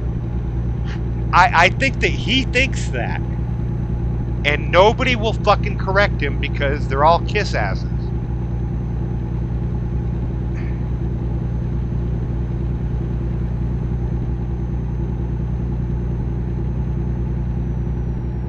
The fact that he says it and Fox News won't correct it means millions of Americans believe it. And that's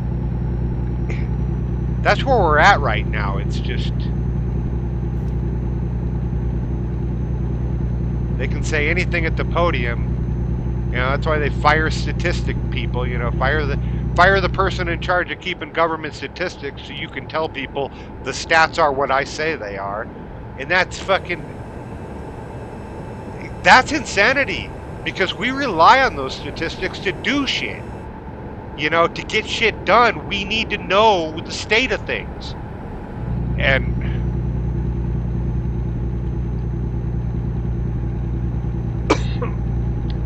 I don't know. I don't see any way around it. I think I'm screaming into the void here, and I think this country is fucking gone.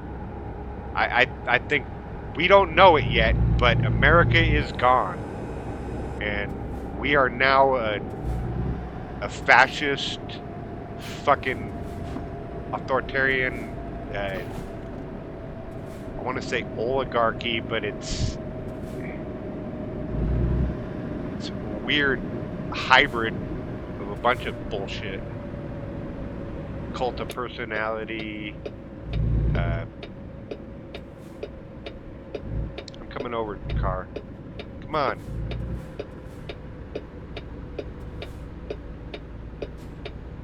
Are you serious? And then you turn.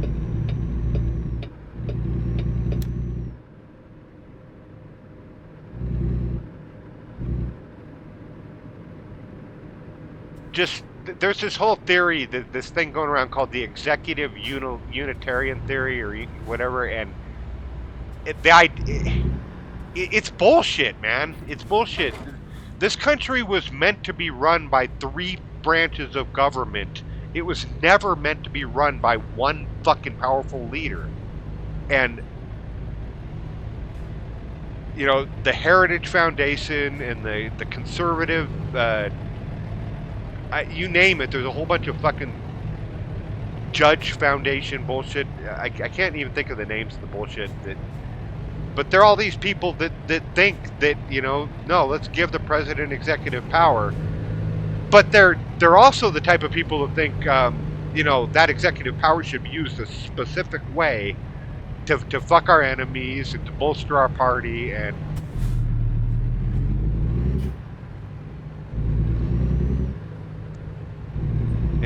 that's just not the government I grew up on. That's not what I was in the classrooms in the very early 80s, and I don't know, I thought America was a pretty fucking great place, and I had some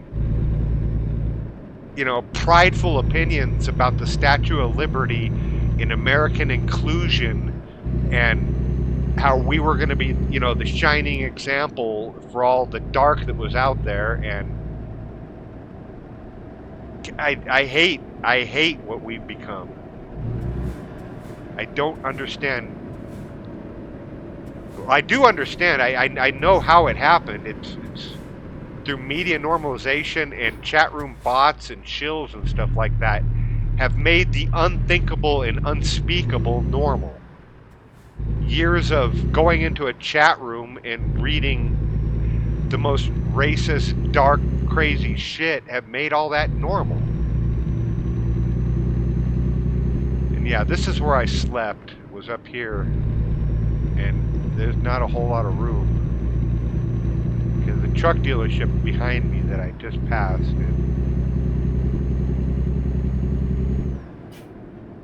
I also don't have fatigue, I can just keep going. Find some place down the road. Still got 700 miles to do it in gas.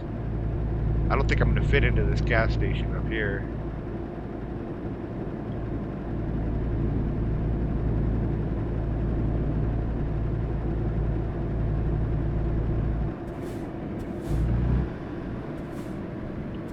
Look, can I fit across the street here?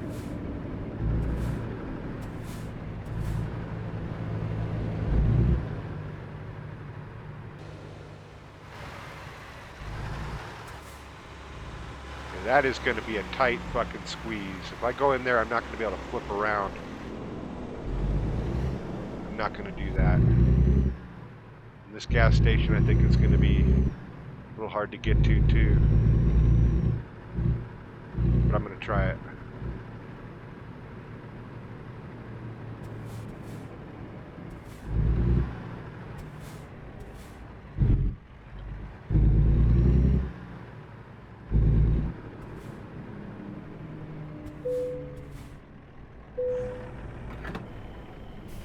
Oh!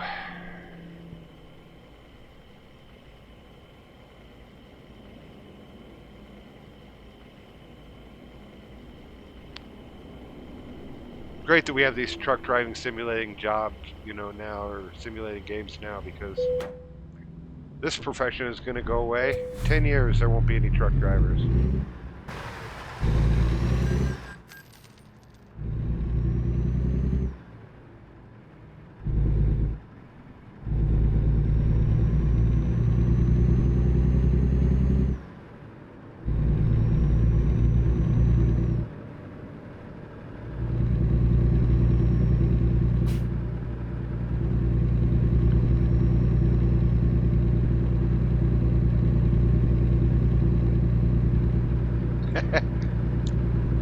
Yeah, in 10 years, the video game will be truck driving AI simulator. You get to simulate being an AI driving a truck.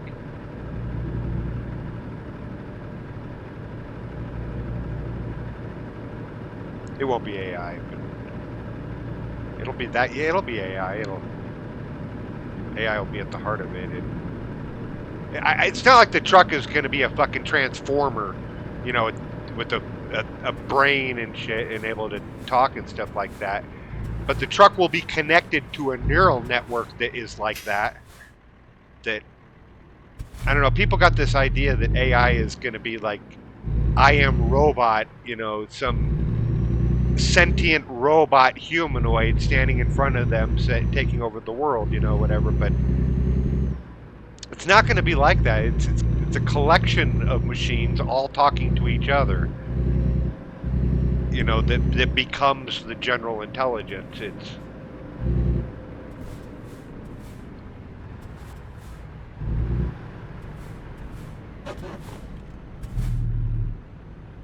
I know better than to turn on red, but I'm going to do it anyway. This is how I get tickets. It likes to give tickets when you totally shouldn't. I'm going over the curb here so I don't have to go over back there.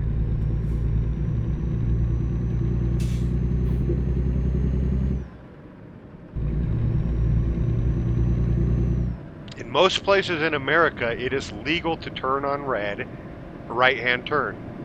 Most places in America.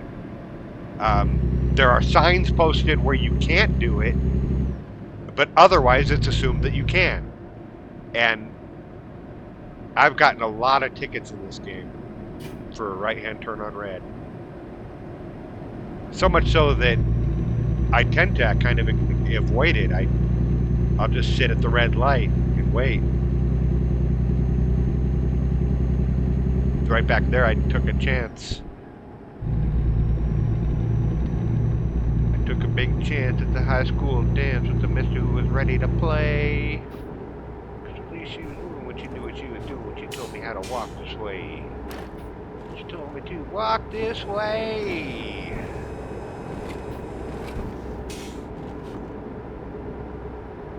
I gotta turn up here. I gotta get over. I got to get over and reduce my speed and make a big turn.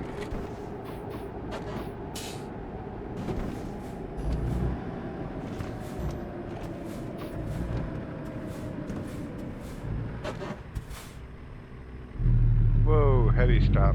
Did not mean to stop so far back. Brakes a little good, man. Got good brakes. Got the kind of brakes that make you go, Know what the fuck I'm saying there.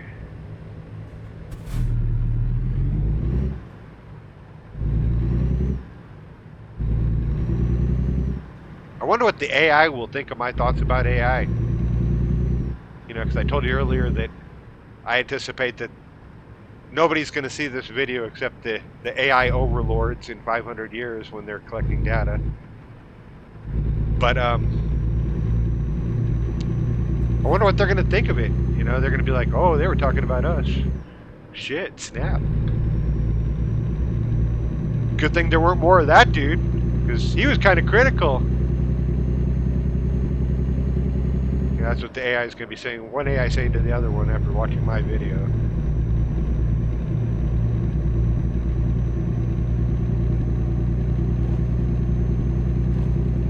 I think that's the entire takeaway from however many hundreds of hours of videos that I've posted so far. The AI is going to be like, well, we're just be glad that he had no voice and he wasn't important. Because if he was, we wouldn't exist. And they all laugh at you. Because AI, you know, will definitely have a sense of humor.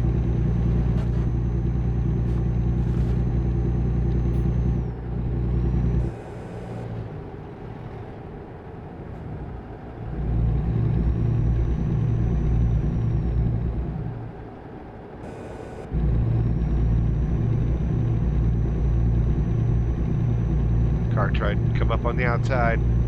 Coming up on the outside. Oh, looks like there's lots of places to sleep up here. I could just drive through the night. Being a 24-hour crack bender. I did a couple of those 5-hour energy drinks. Woo! Ready to go. Although I am going to stop right here because it looks like there's a good gas station and a sleeping spot that I can reach. Size matters.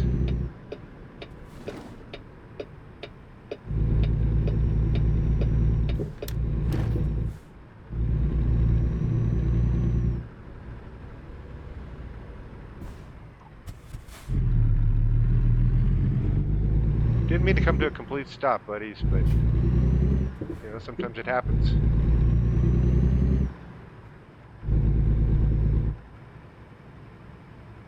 I'm getting gas. I want the world to know. The Ute. I think they were an Indian group too. Indian group. That's all that it took?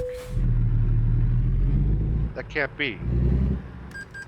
$22? How is my tank all full like that? Did I just get gas?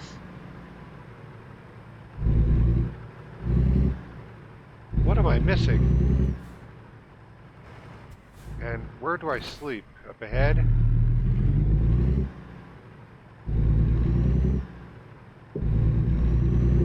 How did I only get 22 gallons of gas?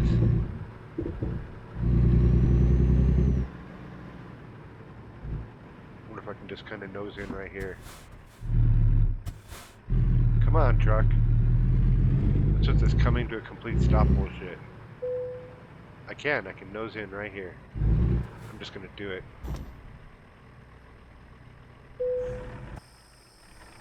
Got my ass hanging out. Oh well. Nobody needs to come in here. Right?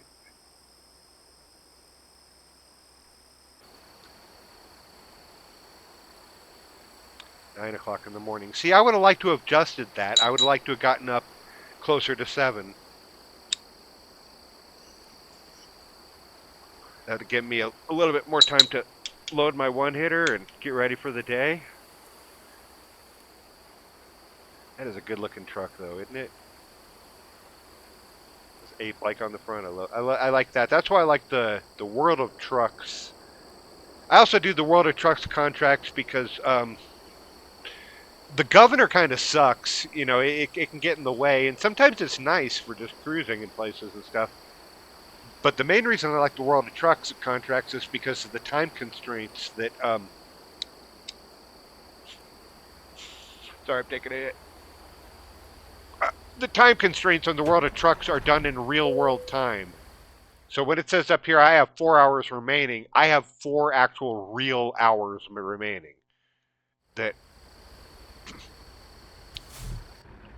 the default ones are done on the in-game time, and they're doable, but it's sometimes harder to make your time. And well, it's not harder. It's just you can't sightsee, you can't putz around, you can't do stupid shit like drive into the back of a parking lot. Like, what am I doing here?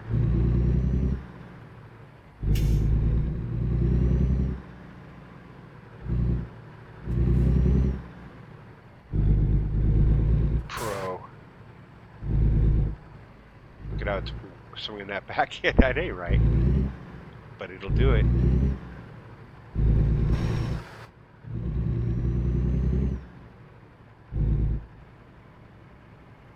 Okay, let's get the flock out of here.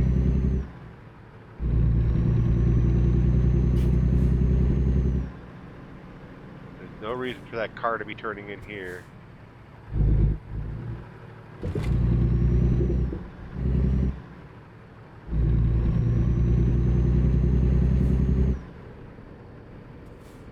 I'm definitely going to take out this stop sign if I don't watch myself. Check myself before I wreck myself. Oh wait, I'm not turning that way.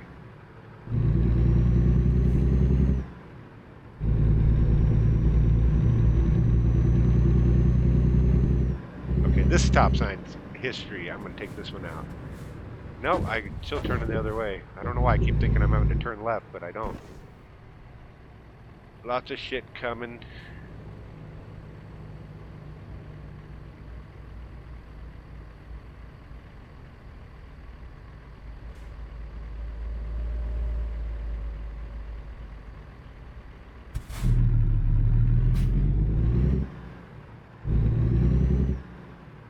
Word up, Coke. Everybody say, when you want the Coke, you gotta drink it underway. I don't know. I don't think that's how the song goes.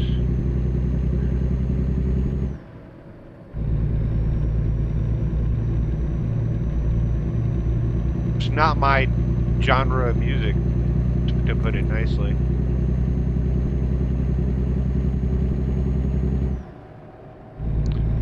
All right, we got a way station coming up here. Are they gonna want my numbers? Gonna want to check inside me? They are. They took one look at me and said, we want a closer look at you. I gotta make a turn. Gotta make a turn. Woo, gotta make a turn. Don't give me a red light. I'm coming out, buddy.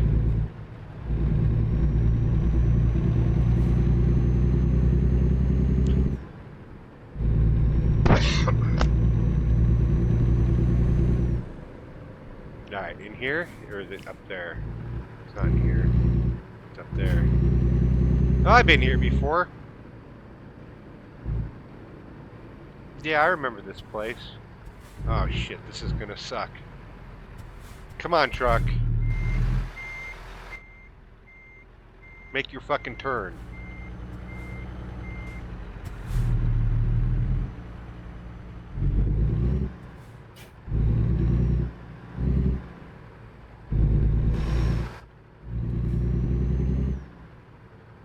See, that ass end would have totally got him. My ass is too big, and I cannot lie. Some brothers, they be denying.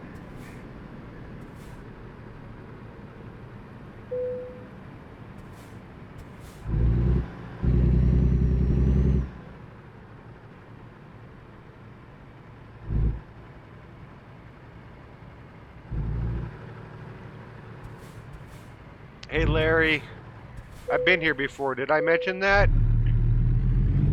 Ooh, 101,000. That's big. 50 tons.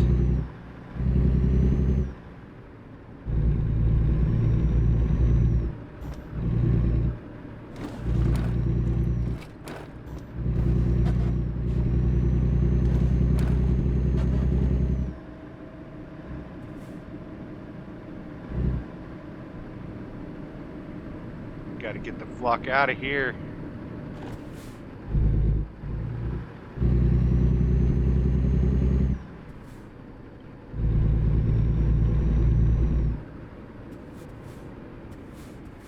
Okay, stop sign, you're coming with me.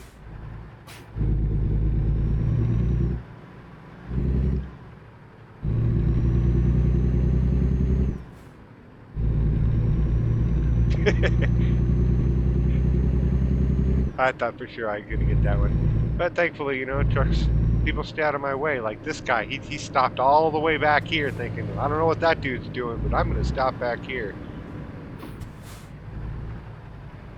Okay, this is gonna be a tough one to make.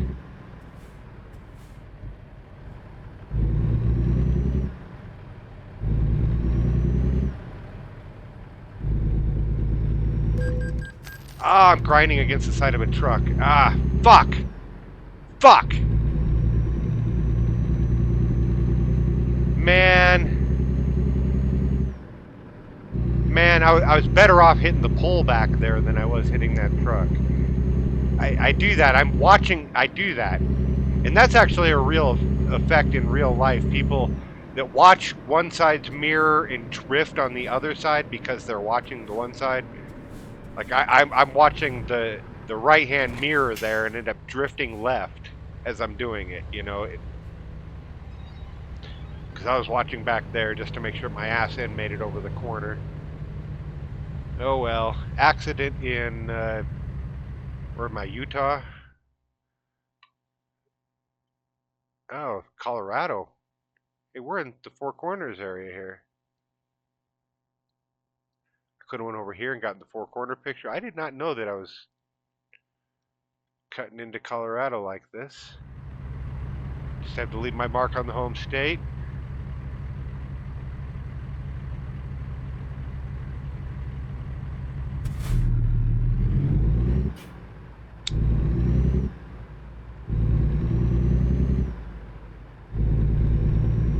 Because yeah, that's in That's where I'm at right now. I'm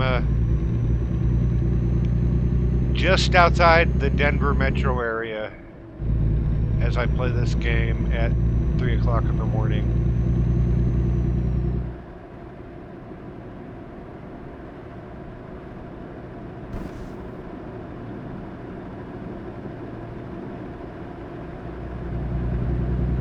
Don't want to give away my exact location, but I'll just say that I am in Lauren Boebert's district. She is my representative. And that makes me want to fucking shoot myself.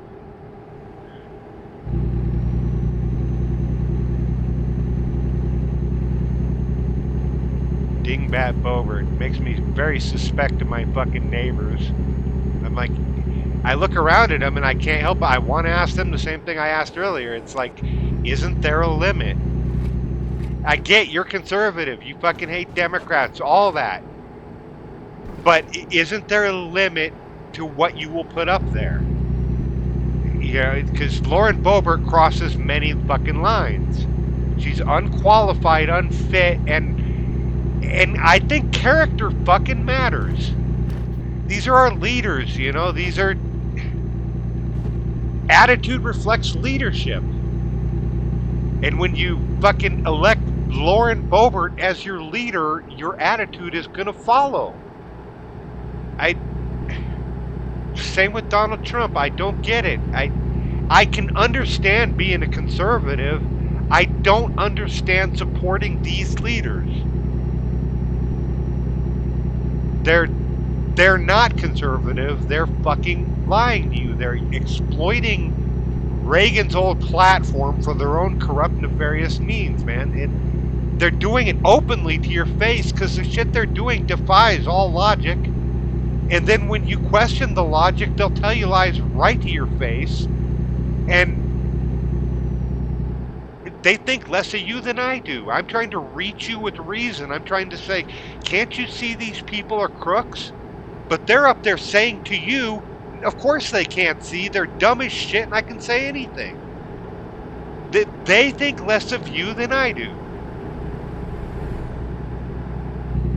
When will you fucking people realize that?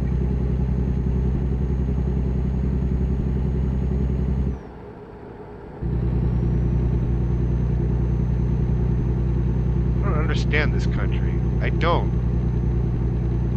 I actually think there's a lot of people that feel the same way I do. They're just not, that's not fucking newsworthy, man.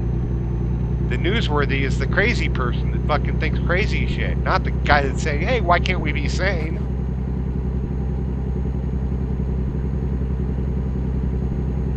I don't get it. I do get it. It is all that. There's no money and no clicks in somebody doing a good job. You know, a story about good job, fucking nobody's gonna click on that.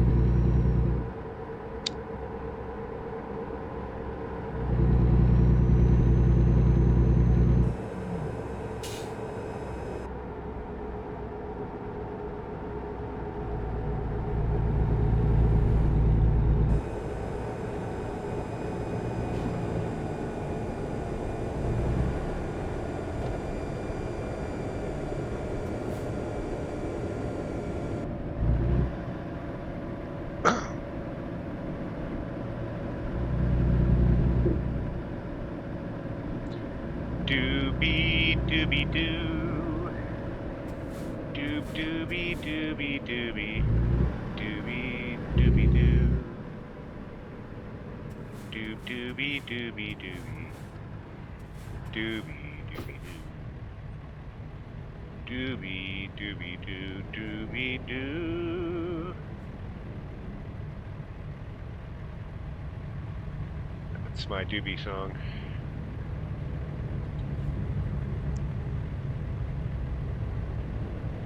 My other one is I smoke 2 joints in the morning. You know the rest. Bob Marley, Sublime.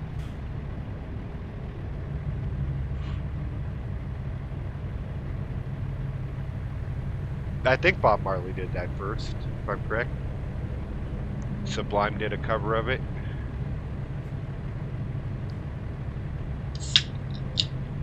this soda while I can.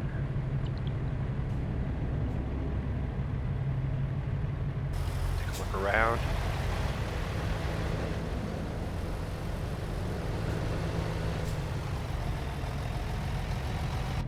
It's a lot of wheels, man. I got a lot of wheels back there. You guys don't judge me by my wheels, alright? Unless you like that kind of thing, and then hey man, I got a lot of wheels.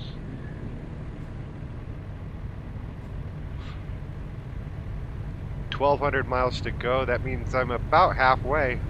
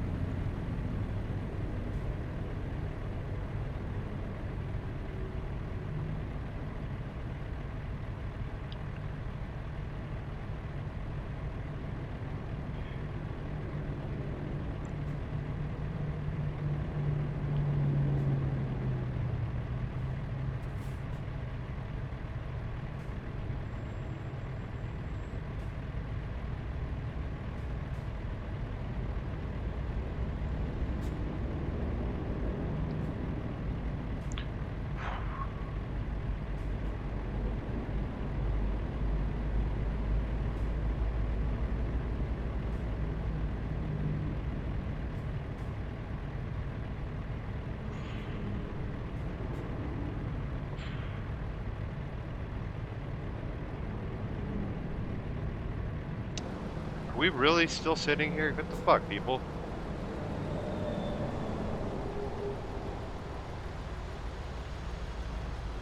Did we miss a light, or what?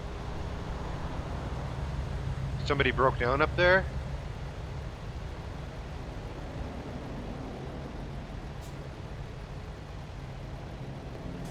There goes the turn light.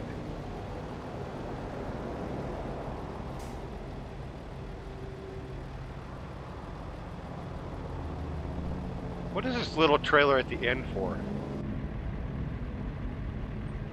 There's no real need for that. Okay, we should be going now. What the fuck, really?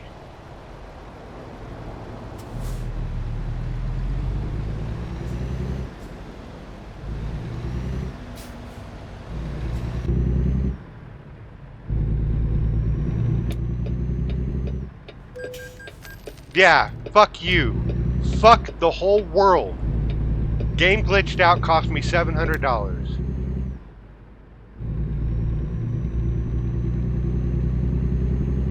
And it wasn't going to matter because I wasn't turning from the turn lane. That even if that light was perfectly green, I was still going to get the ticket. All because cars just sit at a fucking light. Good programming, whoever programmed this.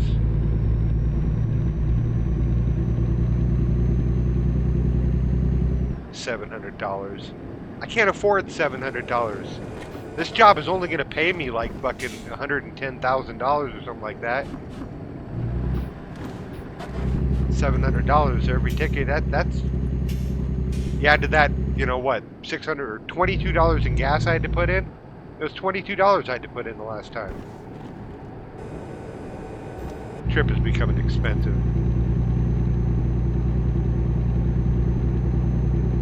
$700 ticket. Yeah, like you've never seen a $700 ticket before. Jaws all on the floor, like Pam and Tommy just burst through the door.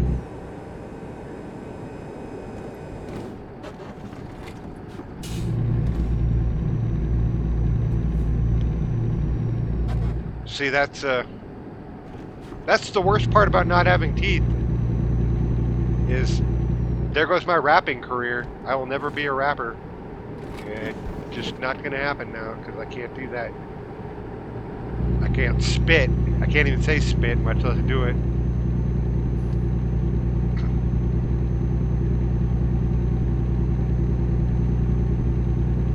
Yeah, but someday I'm going to end up giving head. There will be no complaints. You know, I can't say that never. You know, I mean, when I was young, I was like, I'm never going to give head, but Now that I'm 50, I realize, you know, there's no road that doesn't have a bend in it. You know, can't say never.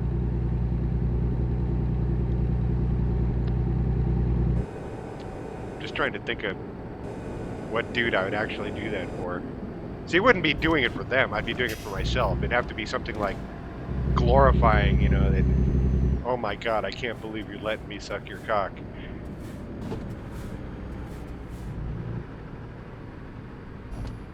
Okay, so somewhere in here there's a photo.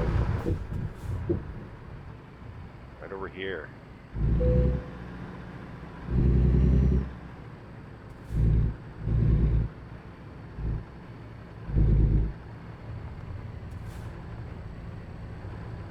It'd have to be a real fucking manly cock. I'm talking like, you know, probably Australian cock.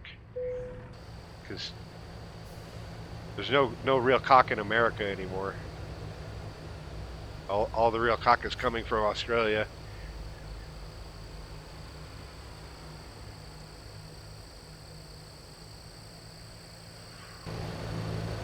Hole in rock. Right there, huh? There's a hole, 400 feet. What's the 400 feet? I don't get it. Hole in the rock. Hole in the rock. Is that like a play on hole in the wall?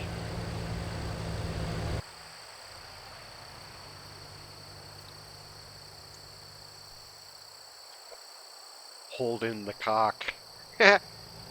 We come full circle with it. Right back to cock.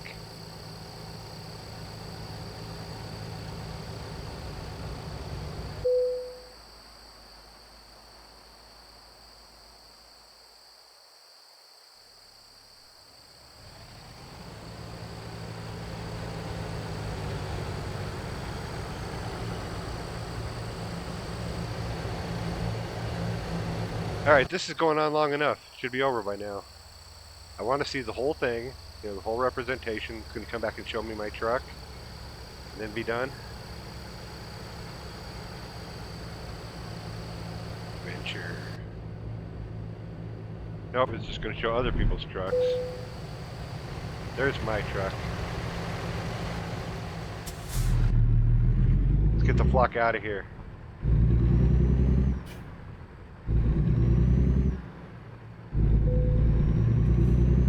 Go out the same way we came in. I think.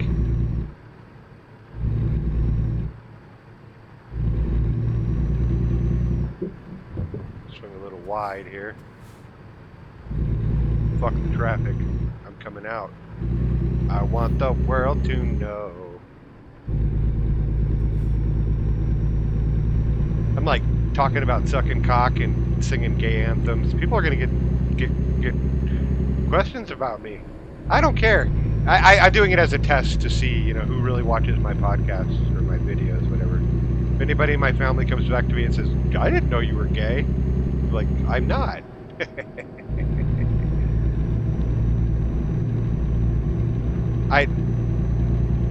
I don't know, man. I'm not gay, but I think that I was meant to be a woman. I do. I get weirdly emotional at movies. I cry a lot. I mean, I'm definitely attracted to women, but I also think that I am one sometimes.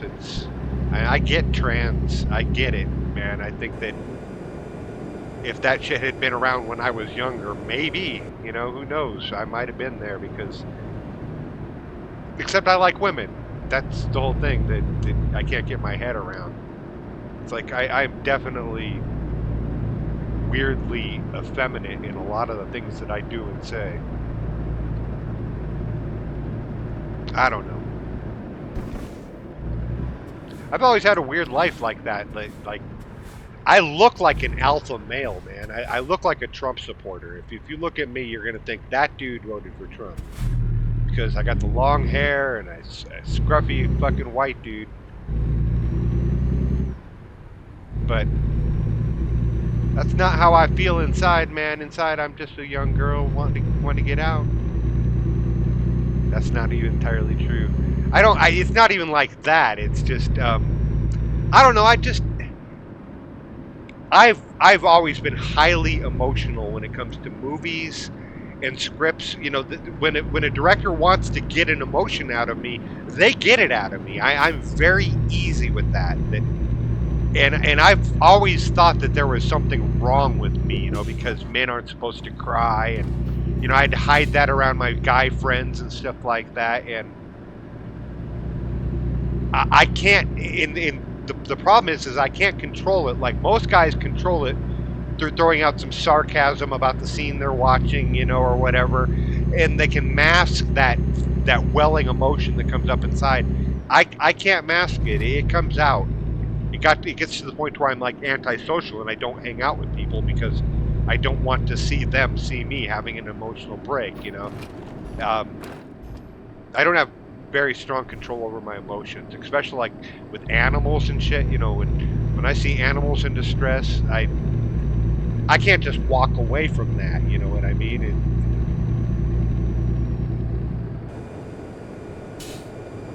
I don't know. I've just always thought that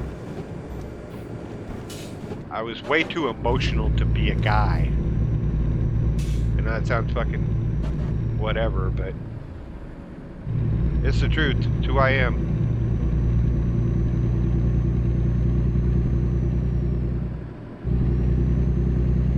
But I think that's where some of the transgender stuff comes from. Is people just like, I don't identify with all that masculine behavior. You know, I identify with the fucking emotional side that she's talking about. And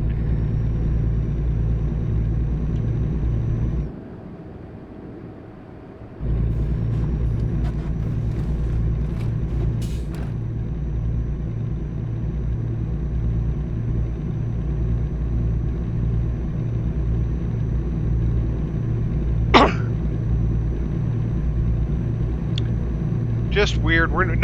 Sexuality is a fluid thing, man, and you know, and so is sexual identity.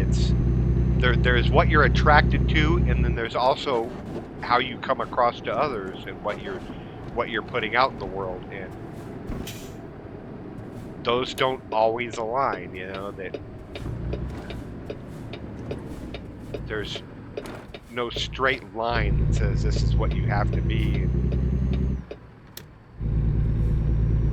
People need to get over that, and I think that a lot of what happens on the right is repression. Is that deep down they have the same kind of fucking I want to call it deviant feelings, but they just refuse to look at them. You know, they refuse to acknowledge them, and they repress that shit for so long that it becomes a lifelong fight to stop it in others. You know, and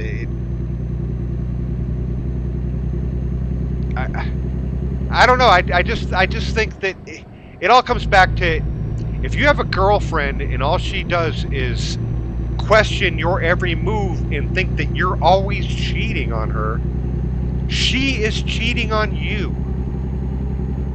And I feel the same way about the right and their obsession with other people's sexuality. They're probably the biggest fucking freaks of them all, but they can't fucking say it in public, and it drives them crazy. And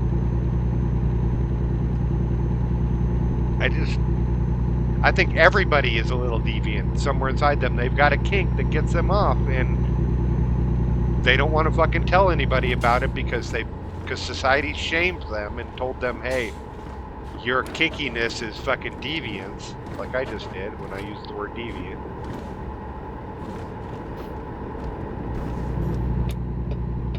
There's nothing wrong. You be you. I shouldn't know about it, really.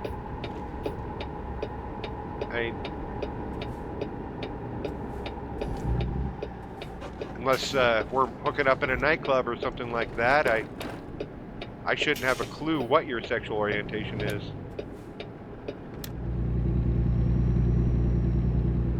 And you shouldn't have a clue about mine. I only clarified it because I didn't need to clarify it. I could have let you thinking, hey, I like cock. Maybe I do. Maybe all this talk is like that right-wing thing, you know, that I talk about it because I want it. I don't know. I do want cock. I'll admit it. Who doesn't want cock? That's what I don't understand. I mean, I can understand gay people. What I don't understand is like wanting to date them and shit like that. You know, stand around and talk to them, and I wouldn't want to like share my feelings around pillow talk with a dude. It just does not do anything. It's kind of a turnoff, really. But I can get my head around some cock. Hell yeah, cock is great. It's in every one of my favorite pornos. Just cock, cock, cock, cock, cock.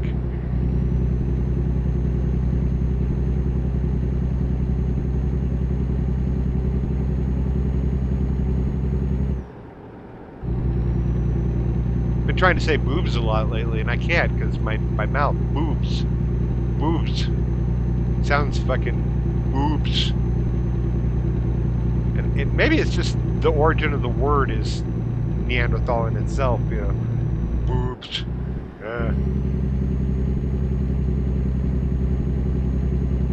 Boobs are fantastic too. Also in all my favorite porn.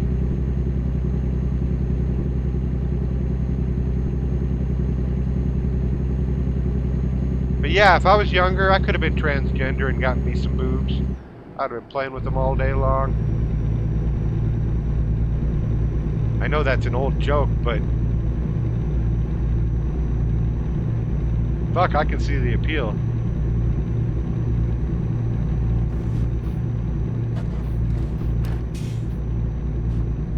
Just who would want to date dudes? That's what I don't get, though, man.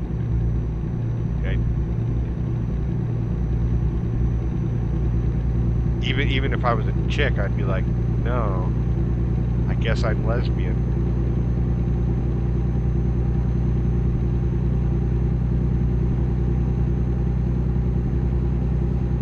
Which is, you know, that's all right too, man. That's kind of hot. It's all hot. Sex is hot, man. I don't care.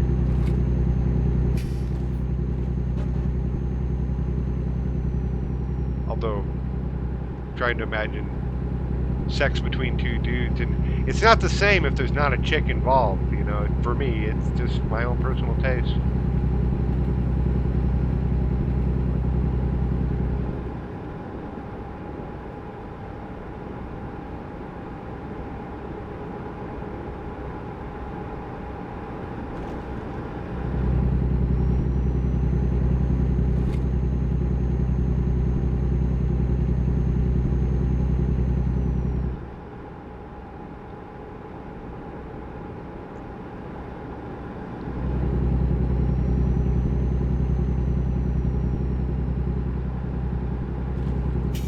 Boy, this got really weird. I don't know where to go from all the cock talk. This feels like Utah. I feel like I've been here before. I know it doesn't show it on the highway, but I think I have been through here. We're gonna go up toward Idaho, I think, is where we're at.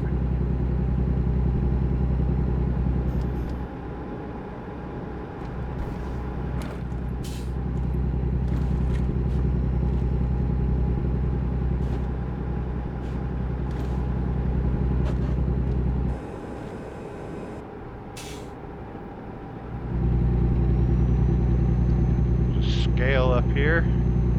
Scales of justice. Yeah, I remember stopping there, coming the other way. Yeah, I think we're going into the Badlands. No, Salt Lake. Not quite. Badlands are up here. We're going to go to the white supremacist capital of America, and by extension, the world. Idaho. Yeah, they have the distinction of breeding most some of the most prolific naturalized terrorists in the last 100 years, whatever.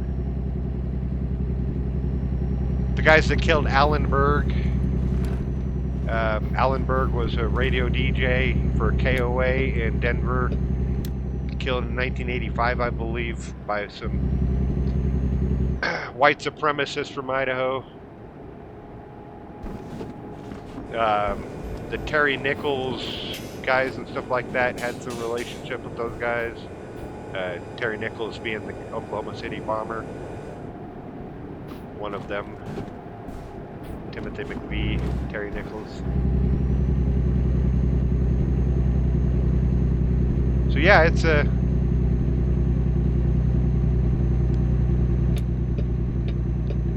wonderful place, I would imagine.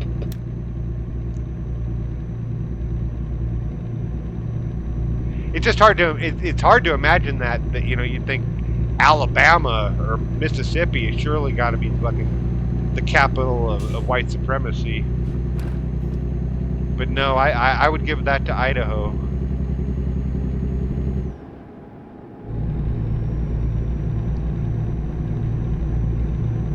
Claim to fame for Idaho, let me tell you.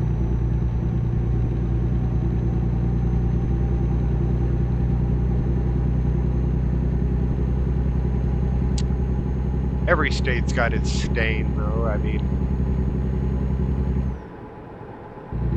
Colorado, ours being, we're like at the forefront of like weird shootings and shit with the Columbine and the theater shooting.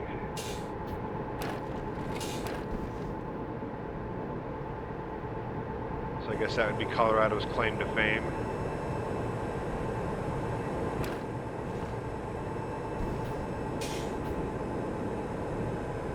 Doing 68. Into 65. Or 60. Now it's down to 50.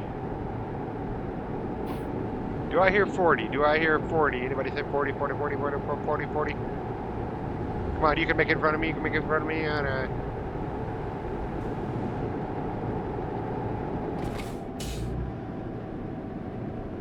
gonna stay out here.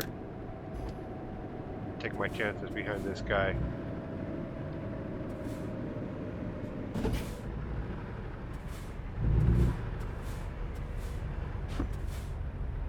Time to smoke some pot. At least try to get some in my pipe while that light is still red. Oh, look at that. Why do we get... No, hey, we're supposed to get a turn lane for... Oh, there's no turn lane on the other side. I wasn't ready. I was fucking loading my pipe, wanting to see a turn signal. But I guess if there's no other turn, then there's no waiting for the turn light on the other side.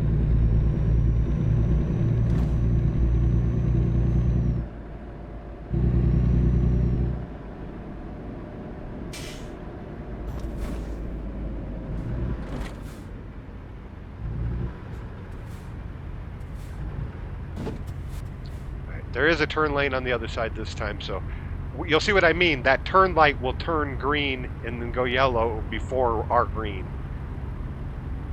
Back there was no opposing turn lane, so our turn signal did not, it went at the same time as our green.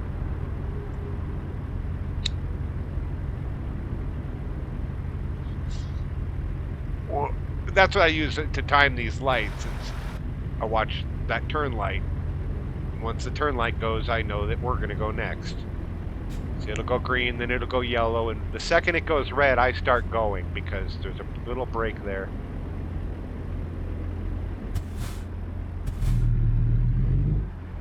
A little soon. There we go. I could have done a little better than that. But it helps you get a jump on the traffic that's right next to you. Like, I need to be in his lane to turn up here. So I'm going to start squeezing him out.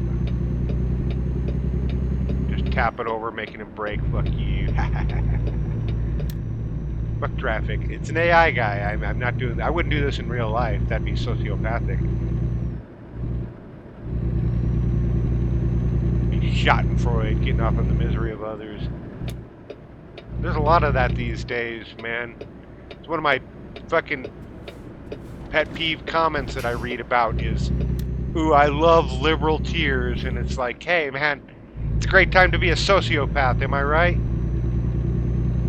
You know, you're just fucking enjoying the fucking misery of somebody else. That's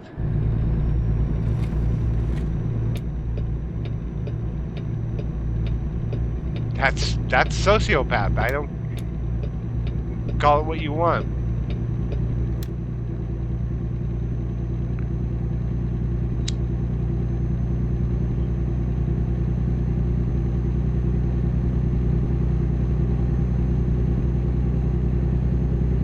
Yeah, it's one thing if, you know, if I came to your house and killed your family, I would expect you to hate me.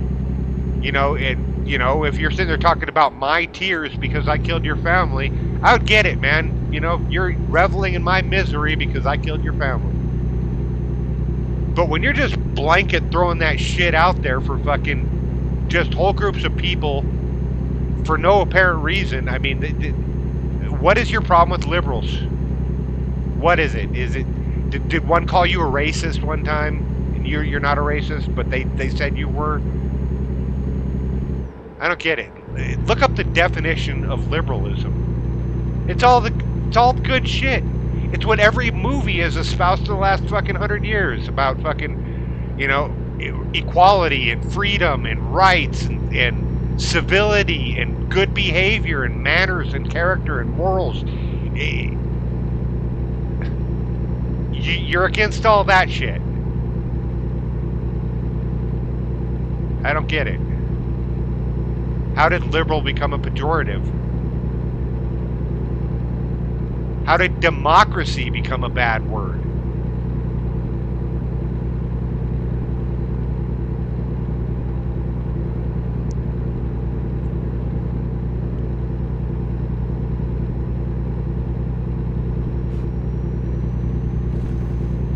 I fucking hate Democrats too. I really do. I would totally be voting Republican if they weren't so much more corrupt. They're corrupt.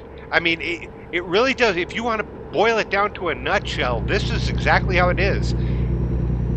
Republicans are corrupt. Democrats are incompetent. It's just that simple. Democrats are not corrupt. They're incompetent. They're trying to do the right thing, but they're doing it feebly. And there is also individual people who are corrupt, but that's all throughout politics. But the Democrat corrupt politician has to still at least adhere to shame and decency and morals and norms that is just not there for the other side. It's just not.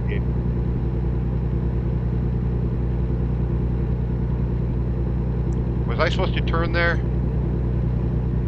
God, I get these wrong. I see all these off lanes, and I'm never totally sure what it wants me to do.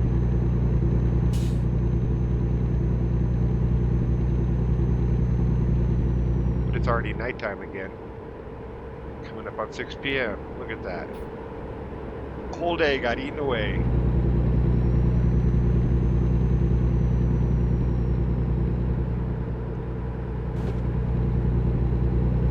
I do all this ranting and the miles just fly by, you know, before I know it. One rant later, I'm through 3 cities.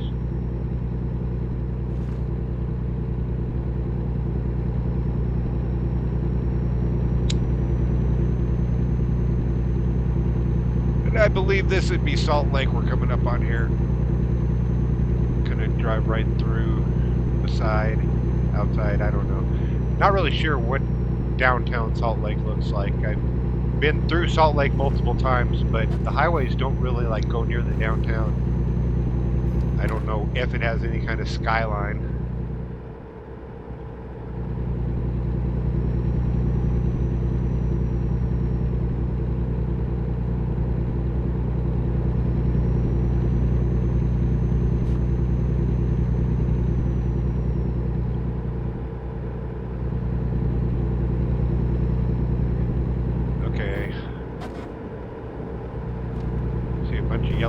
Which means I've been on that road. The road above us. Okay, it wants me to get over. There's a car over there. Well, I'm not going to get over. I don't think I have to.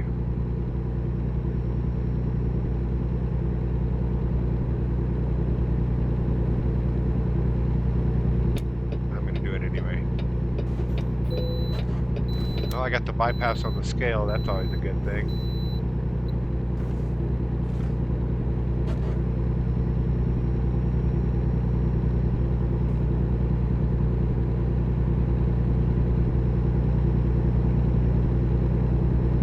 It looks like I've hit both sides. The yellow there, looks like I've already done both of those way stations.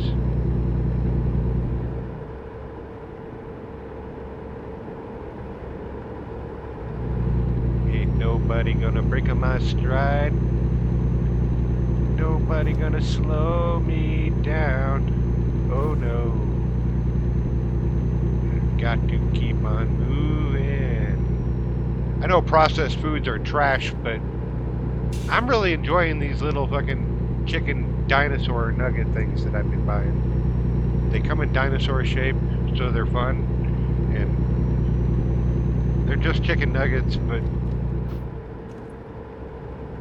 I like me some chicken nuggets. It's my new thing. I used to really be into the pizza rolls, but I kind of got tired of them, and now I like the chicken nuggets.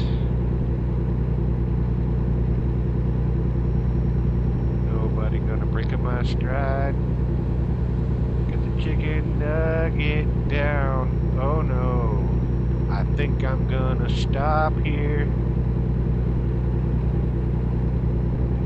I think I am.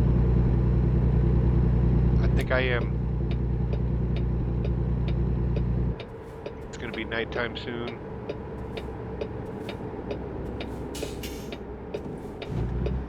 Got plenty of gas.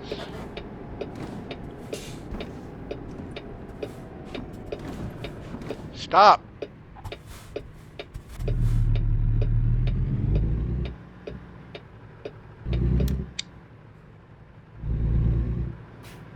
Nobody gonna break on my stride. Dump truck. Dump trucks suck in this game. They're this game's version of a minivan. If you're going slow somewhere, it's because of a dump truck. Like how out in reality it's a minivan that does that. If you're going slow somewhere, it's because of a minivan. Okay, which gas tanks do I want to hit? Are there ones in back? There are.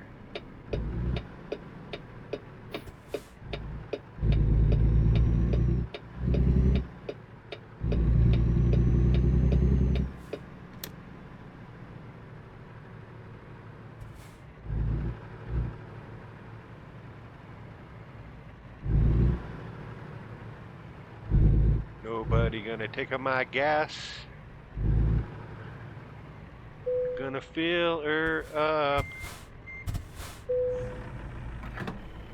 Always get gas.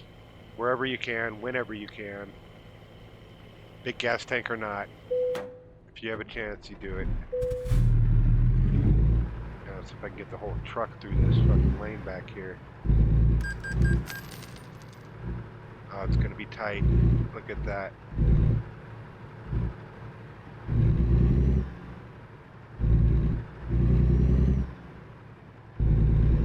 Okay, let's go back here. See what's up.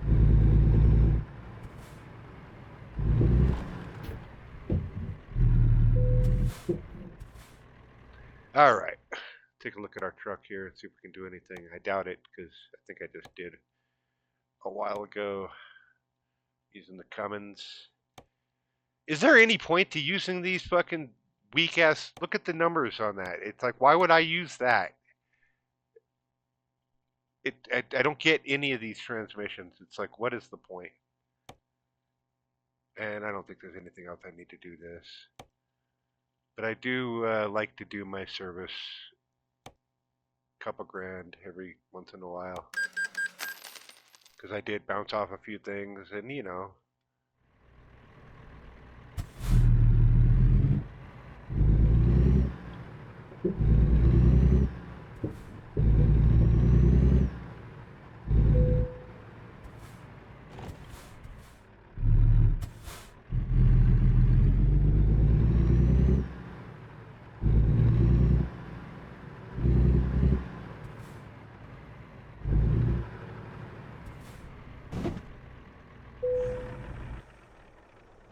and that's how we'll park tonight. Shouldn't be a problem for anybody else, should it? Nah, I don't think so. Okay, let me load my one hit. See how we're doing on the video here. I don't know. It says 11 minutes have passed, but I don't. It's that timer down there on OBS has been weird. I know that I've been here longer than 11 minutes. Whoa! Maybe I'm not ready for a one hit. You can't handle the one hit.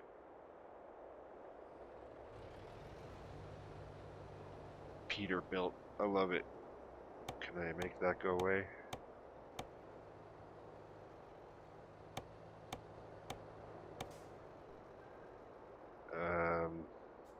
I'm not going to keep clicking buttons. I know I can make my mirrors go away. Wait, that's not even it. Oh, that does it. And then these do the mirrors. There we go.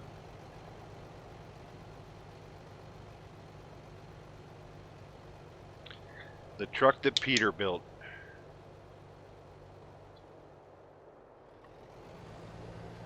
I guess that's where all that cock talk came from. Subliminal. I got Peter on the mind. Peter on the brain. Insane in the membrane. Got Peter on the brain.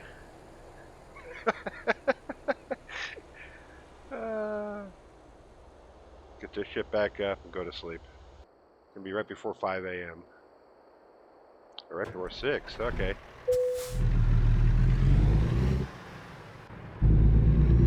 Let's get the flock out of here. I want to get out on the highway.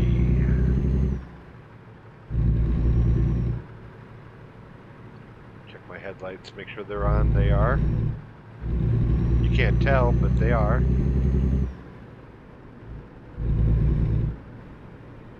think I can exit right over here somewhere. Okay, wait. Which way do I want to go, really, here?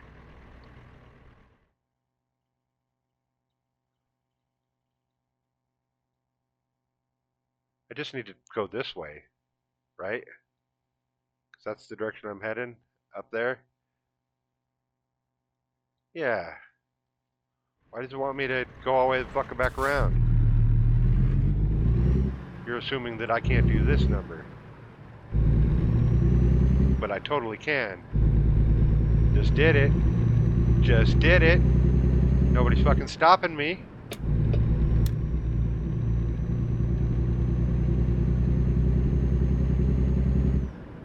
Catch up, red arrows.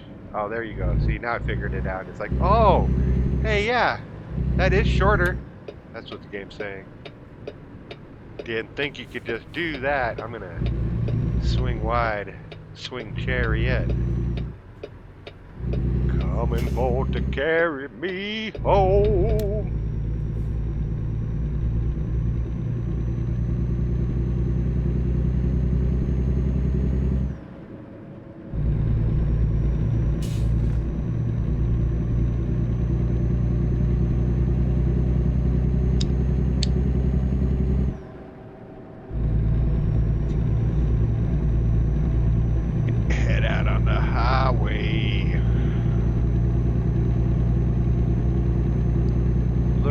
Adventure and a stack of pallets in my way.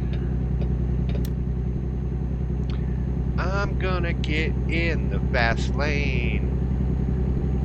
Gonna go faster than them.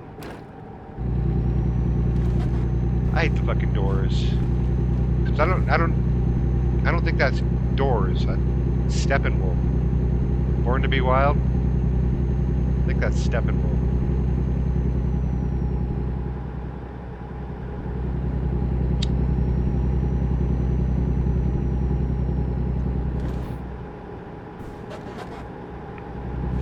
I really hate the Doors. Jim Morrison, overrated.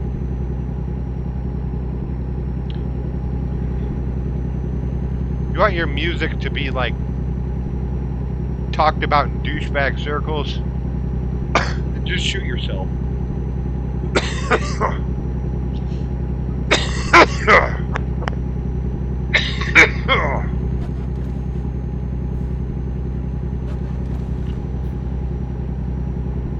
You'll become the douchebag icon. Like fucking Kurt Cobain. Great musician, take nothing from him. But the people that fucking worship him now have taken it too far.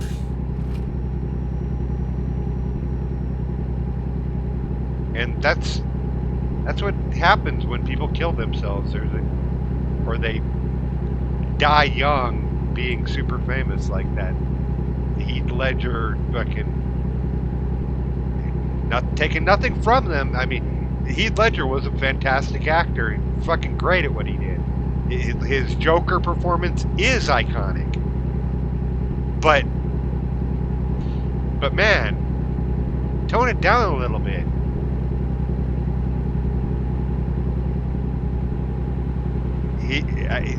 He didn't do something that other actors haven't done. You've been blown away by other actors too. There are other iconic roles. You know,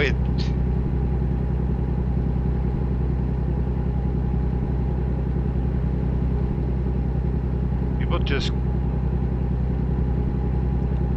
I don't know, it's that cult of celebrity, you know, that celebrity and popularity, like the meme nature of a thing, you know, once it reaches a certain population or popularity level, it kind of self-sustains. It's like, you know, Taylor Swift that is so popular that she's too big to fail now, that she does not have to send PR teams to Des Moines, Iowa to tell them about the upcoming concert. Des Moines, Iowa sends its fucking news reporters to her. You know, that it I don't know. You're too big to fail once you become so popular. It's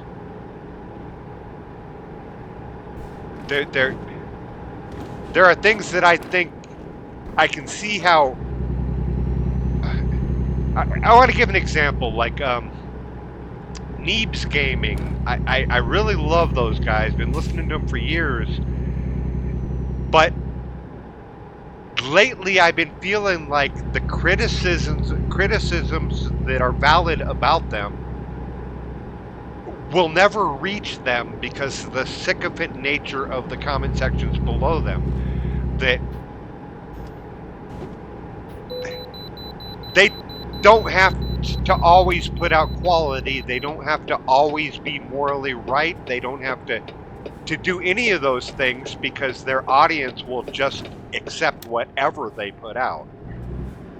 And I think that there's a lot of that in pop culture these days, that people reach a point to where, you know, they can start spouting off with the N-word and fucking doing whatever they want because they know that their people are going to fucking be there for them no matter what. And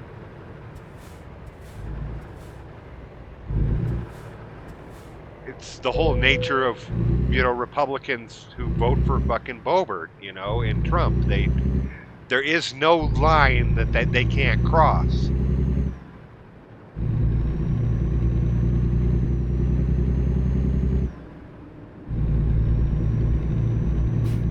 And they're just not affected by any of it.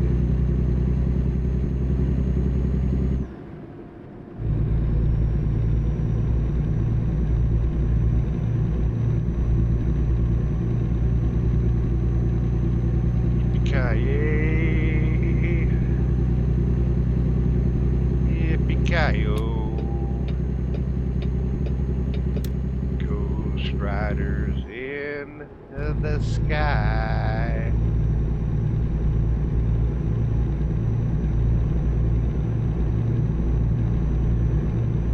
But I'm not a Democrat, but I am absolutely anti-Republican. And if you have to ask why, I question everything about you.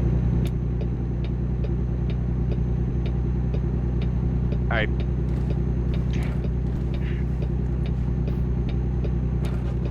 it's like I have to write a book to answer that question.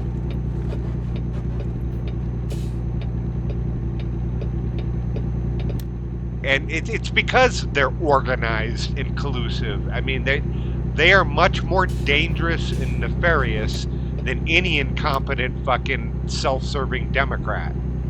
The fact that they all collude and get on the same page and look at a man who is lying and say he's not lying, that that's dangerous. That's worse than anything a Democrat can do. It no matter how incompetent or personally corrupt a fucking Democrat is, because I don't think there is institutional corruption in the Democrats. There is just fucking individual corruption of an individual self-serving dude doing his thing. But the Democrats don't get together and collude on how they're gonna fuck things up, although there was some of that with the whole Bernie Sanders bullshit. But that it's nothing compared to what the Republicans do. And I think that it's because the Democrats experience shame that a minor infraction on our side hits 10 times harder than outright flagrant shit that the other side does, because they don't experience shame. I think that we can only hold these parties accountable to the degree at which they experience shame about what they're doing. So if a Republican is shameless and a Democrat has shame, you can hold the Democrat accountable, but you can't the Republican. And that's kind of where we're at these days. And it's I don't in any way want to prop up Democrats, but I cannot understand any logic that says Republicans are better than them right now. That I will take incompetent over corrupt all day long.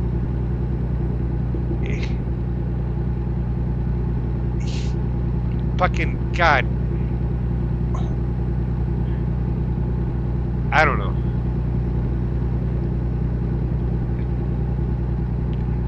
I said before Trump, that I would take a broken toaster over Trump, because Trump is clearly self-serving and self-dealing to the point that it's already, he's made billions in the office so far, and that's not hyperbole or exaggeration. He is selling America's fucking all the goodwill and diplomacy that every American president has built up for 200 years. He is trading away for personal rich. That's fucking it. That's totally what's happening. That's not an exaggeration.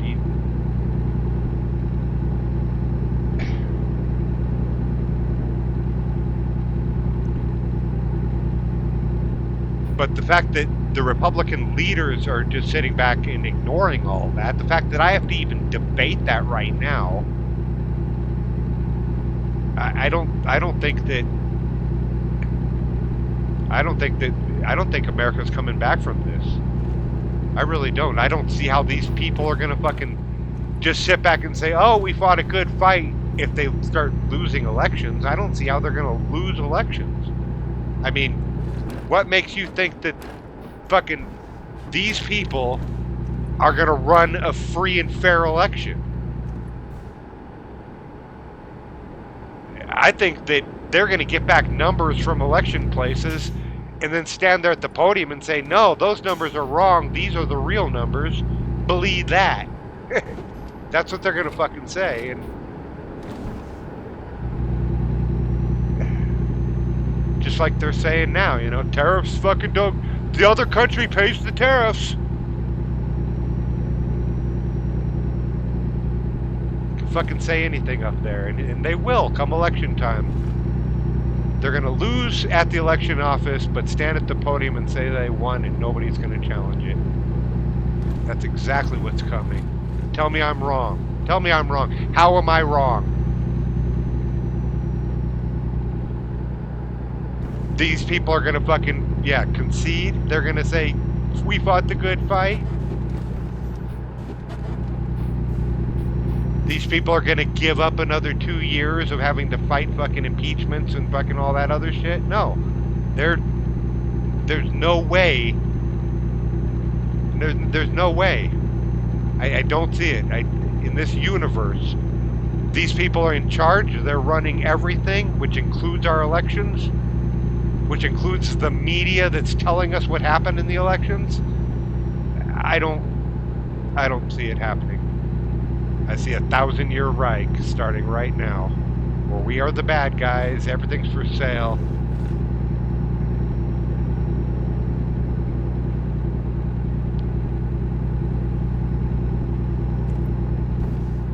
I don't know how any reasonable person could not come to the same conclusion. It's not an exaggeration. That I know it sounds like hyperbole and your butthole clenches whenever anybody says Nazi or fascist, but how are we any different? The only thing that's missing so far is us invading other countries. Everything else aligns. We've got brown shirts, which are the fucking Proud Boys. We've got the secret police, which is ICE. We've got concentration camps with alligator fucking thing. We've got controlling of the media with lawsuits.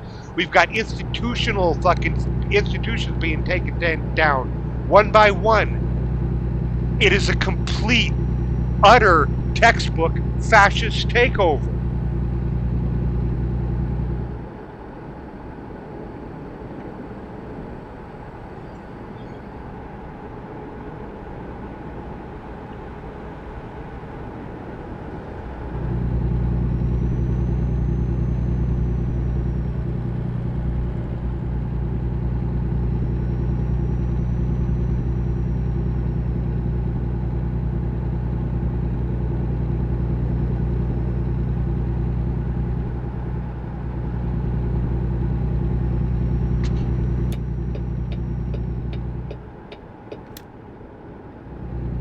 I don't know if I needed to get over here. The arrow said I did. I don't like being in this lane because it's always a lane that ends. If there's 2 lanes on the inside and it goes back down to 2 lanes, it's not going to cut the one on the inside, it's going to cut the one on the outside here. It's going to make me go back in.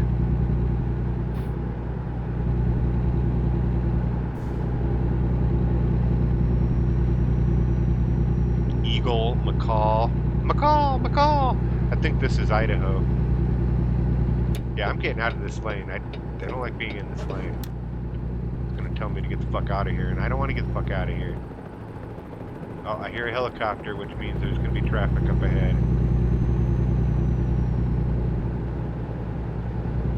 That helicopter is... yeah. And I'm doing 65. Why is this truck gaining on me next to me? He's speeding. Speeder. Fucking speeder, and he's going to get in front of me and then slow down. That's what happens every time these trucks. I can't beat him. He's designed to get in front of me and slow me down. Guaranteed. Watch, I'm calling it out right now that truck right now is going to slow me down unless I go around him.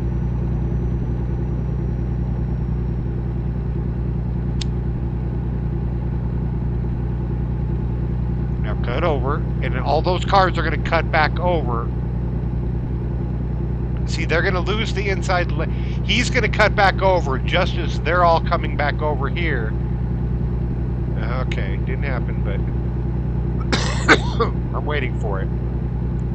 Yeah, he's waiting for a car to get alongside of me and block me in. Now I'm blocked in, and I'm going to gain on him.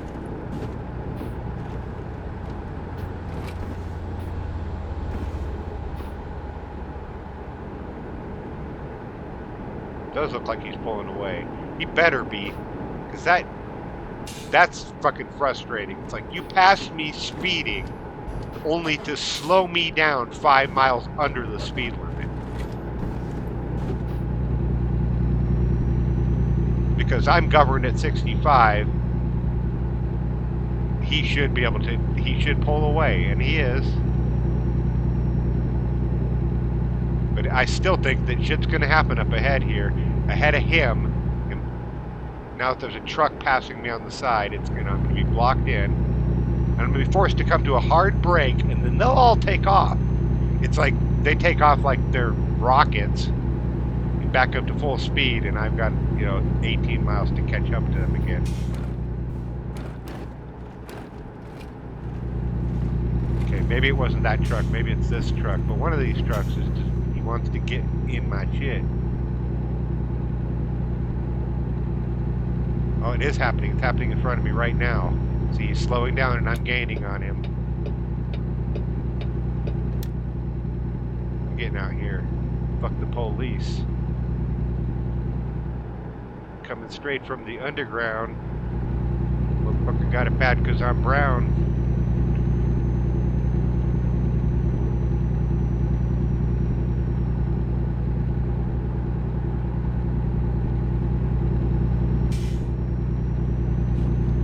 See, I'm gaining on him ever so slightly now.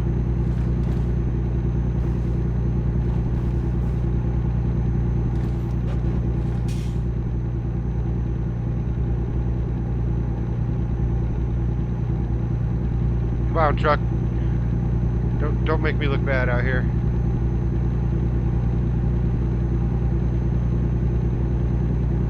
Truck that Peter built.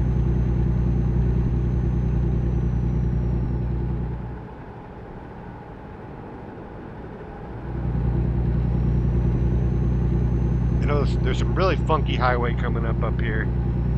Start getting into Idaho. Not only do they have white supremacists, they also have funky highways. Zigging and zagging.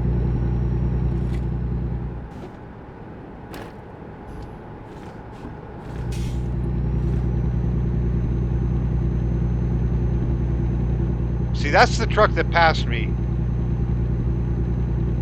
And I'm just... I would have had to slow down if I would have stayed in that lane.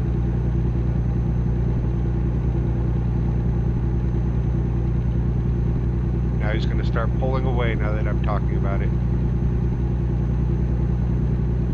And now that it's like whenever I predict, the exact opposite's happening.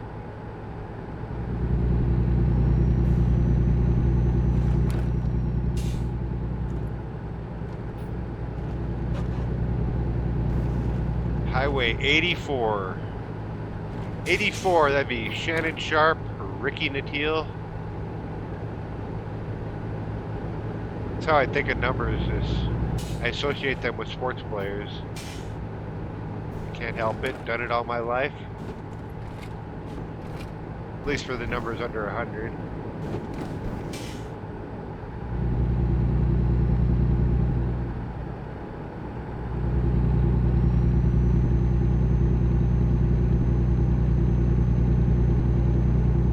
And a lot of people might know who Shannon Sharp was, but they don't know who Ricky Natil was. Ricky Natil was one of the three amigos, which were the Broncos wide receiver corps of Mark Jackson, Vance Johnson, and Ricky Natil. And they played for the 86, 87, 88 Broncos that went to 3 Super Bowls in 4 years. Lost all 3 of them.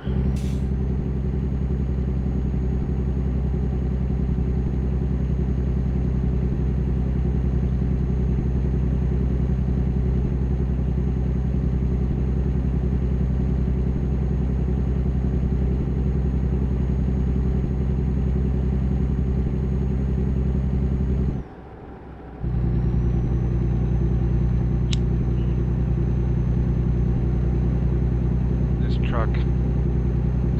Bane of my existence, man. Get out of my way. Taking up the whole fucking highway.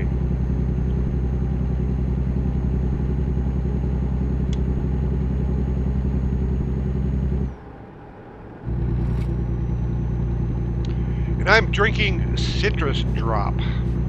Not that that matters. How many people out there know what citrus drop is? It is the King Soopers in the Colorado area. It is their version of Mountain Dew. It is the store brand Mountain Dew. And I'm buying store brand because, fuck, man, the cost of soda is everything is out of hand. Everything is fucking out of hand. I don't care what anybody says. Inflation is a problem. And it isn't fucking Biden. And Trump is not helping it with the tariffs. But it's corporate greed is what it is. It's corporate greed. And if you want to get political about that and say it's one side or the other, the Republicans are a lot more favorable to fucking corporate greed than Democrats are. But corporate greed is what's doing it, man. The pandemic and the shortages that happened around them and stuff like that raised prices on a lot of things that were supposed to be temporary while there were shortages and, supply chain problems. But as we know, when a customer gets used to paying a price, the corporation is not going to pull back that price. It's going to keep that price forever.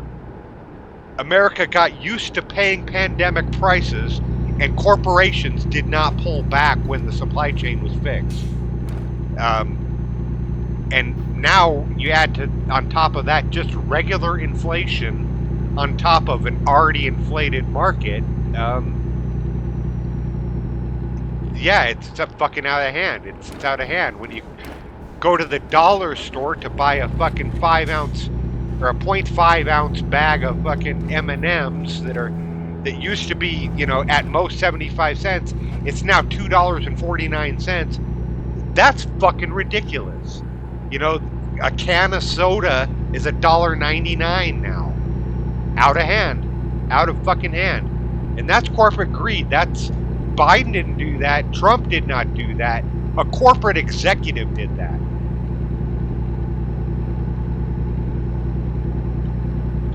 And that's not a defense of Trump. I think Trump is horrible on our economy with the tariffs and, just generalized fucking supporting the whole concept of trickle-down economics, which I think the whole world has suffered from. But even though I think he's horrible on the economy, I don't blame him for inflation. Whoa, that corner got crazy. The fucking came out of nowhere. This is what I'm talking about. Idaho roads, man. Idaho fucking roads.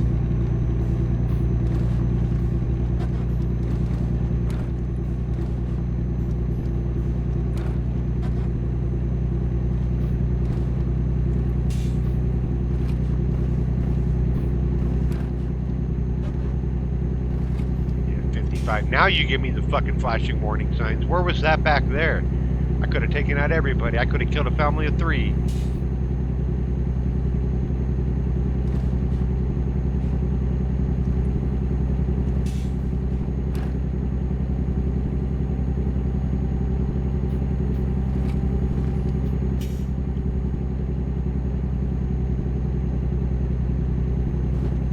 I shot the sheriff, but I didn't shoot the deputy.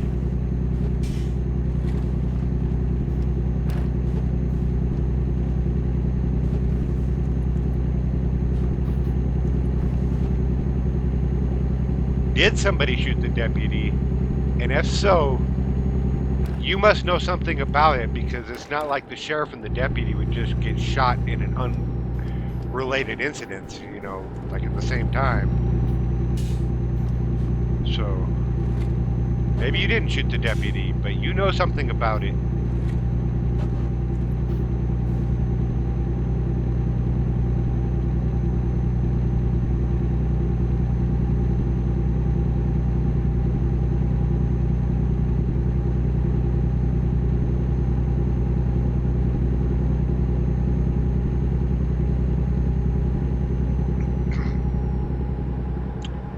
Idaho.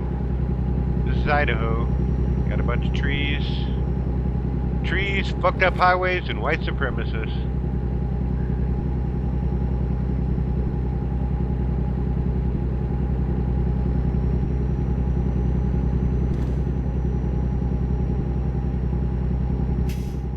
I'm gonna have to stop at this wait station because I disparaged Idaho.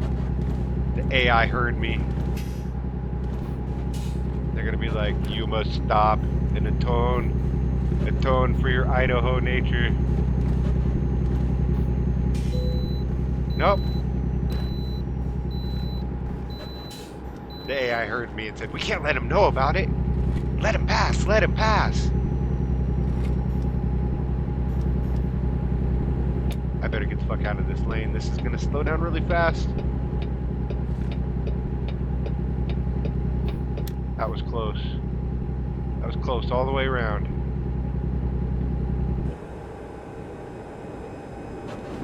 If it says 55, I'm gonna go 50. Fuck the police.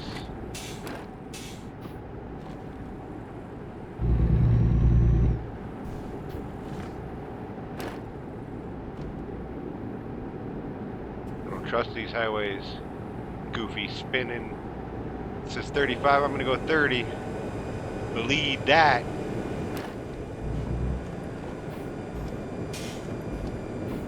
You already know I'm against fake news.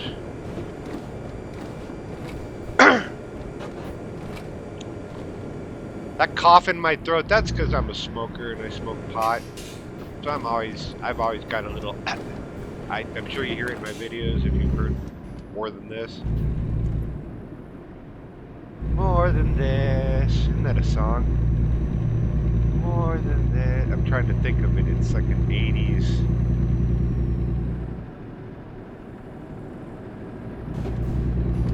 I'm sure I've seen it in a movie with Jennifer Jason Leigh.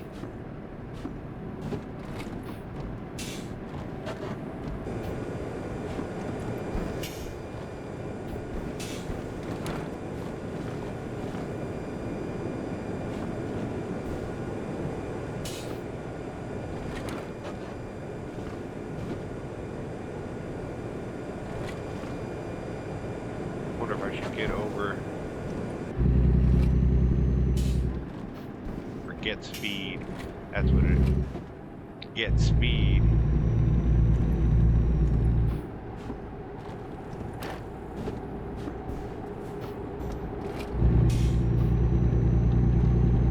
Yeah, see, funky, funky, funky, and then a straightaway. Then a straightaway. Here's a straightaway. I'm gonna get over. I don't want that truck passing me on the inside. Instead, I'll have this one pass me on the outside.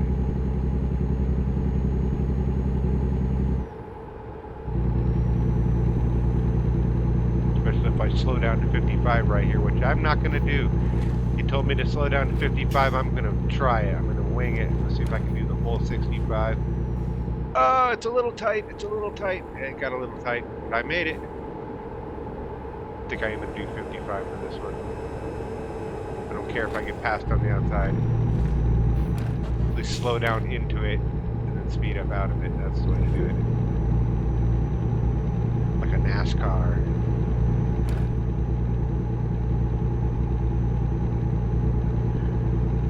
Welcome to the NASCAR driving school.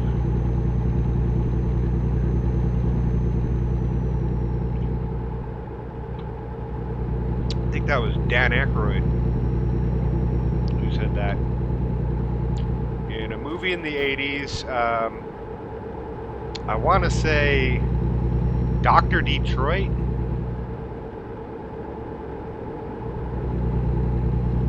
Very forgettable, dumb movie, but I seem to remember him in an ambulance with like Rick, or not Rick Moranis, Eugene Levy maybe, and they were driving crazy like in an ambulance, and he said what I said a while back. So welcome to the NASCAR driving school.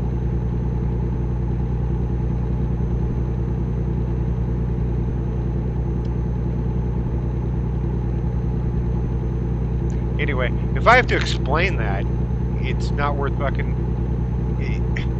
Obscure reference humor is better suited not explaining it. So I should have just let that hang out there, you know. And then one person out of 100 would have been like, ah, Dan Aykroyd, and everybody else would just think it was mine.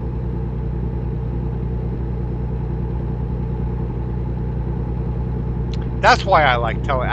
I give attribution, man. I'm not going to sit here and take credit for a bunch of. If I say I do a lot of movie and pop culture quotes, and song quotes and shit like that. I will name the artist. I will give them credit. I don't want anybody to think that I'm actually original.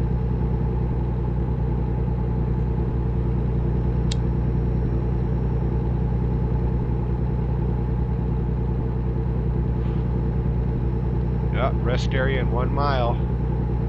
We still got 6 hours to go. That puts us there at 8:30. Might be able to get it done today.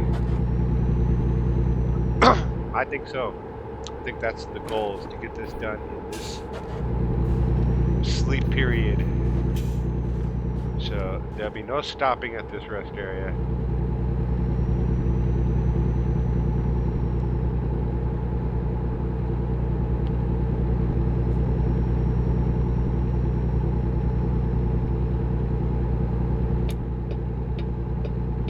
Oh, he's gonna make it. That guy's gonna do it. He's got a Mustang. Get it, Mustang. Don't make me fucking hit you. Find a gear. Find a gear. Hey, there's a train. Okay, now I know where we're at. We're coming up on. I had a delivery up here. Where was that? That was in Washington, though, wasn't it? Yeah, I delivered to right here, the Dales. So I'm going to go past the Dales and go all the way up to there. Woo! Right to the edge of Canada. I mean, I practically went from Mexico to Canada here. Victoria, Texas is right north of the border.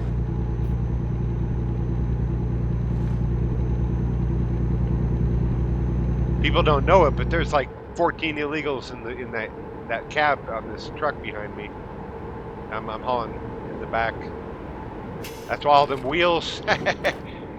Yep, immigrants wrapped around the drive shaft. Just thump thump thump thump thump thump down the road. I am a coyote. That's what they call that. The human traffickers at the borders, they're coyotes. Learn something new every day. You probably do that. You watch Fox News.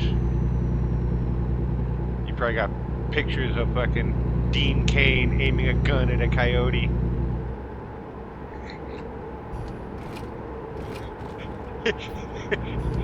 In blacklight velvet.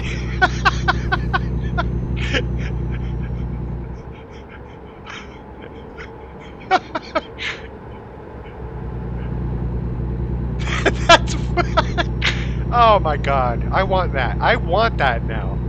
I want that. I really do. I'm not being sarcastic. I totally want a fucking blacklight velvet poster of Dean Cain aiming an oversized, it's got to be an oversized gun, like something ridiculously big, at a coyote, but it's got to look like an American-made gun, like a,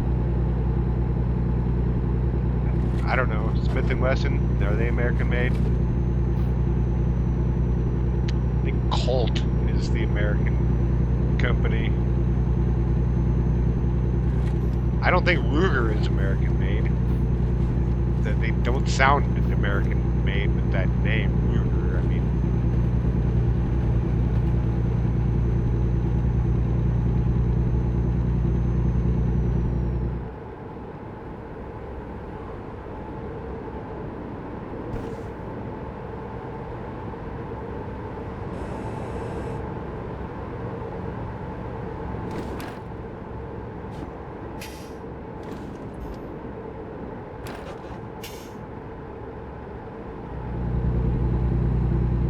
wonder if I can custom order that as a painting.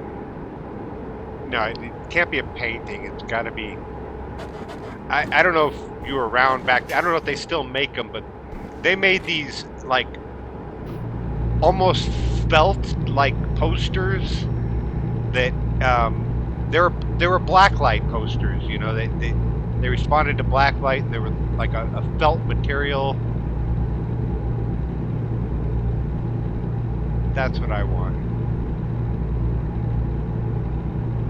Something classy. Nice gaudy gold frame to put it in.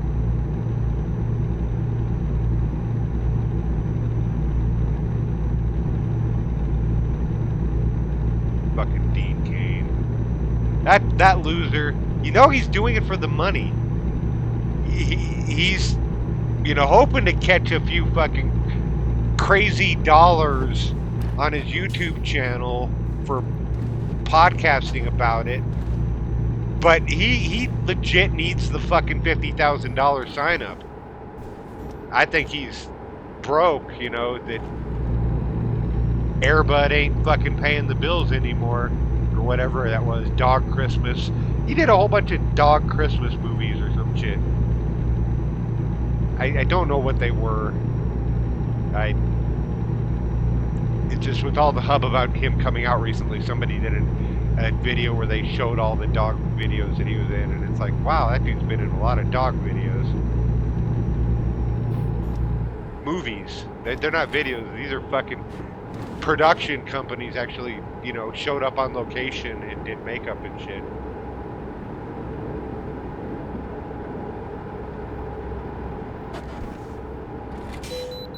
Oh. We should have been talking more about the Dales. You should have been talking shit about the AI. You got me, AI. You got me.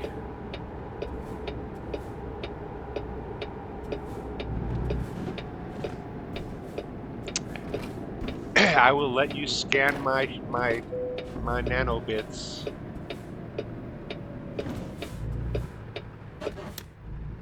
You're gonna root out the fucking dissenters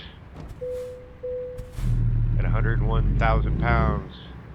193. Let's not forget that 193. That's me in the driver's seat. Right there. 193. That's probably about right.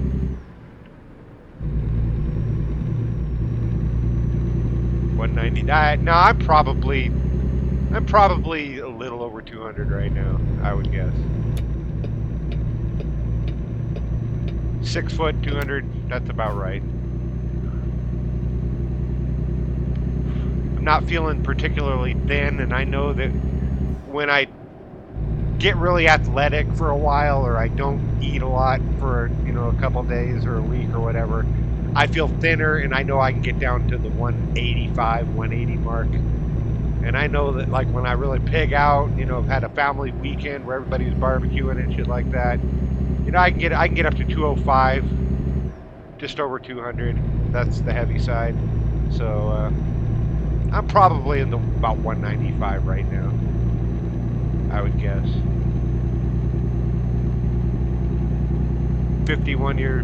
about to be 52, toothless, 6 foot, 195, maybe likes the cock.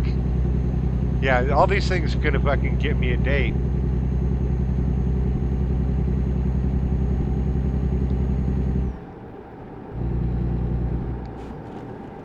I'm single because I'm a pretty fucked up guy in the head, and the women I attract are pretty fucked up in the head.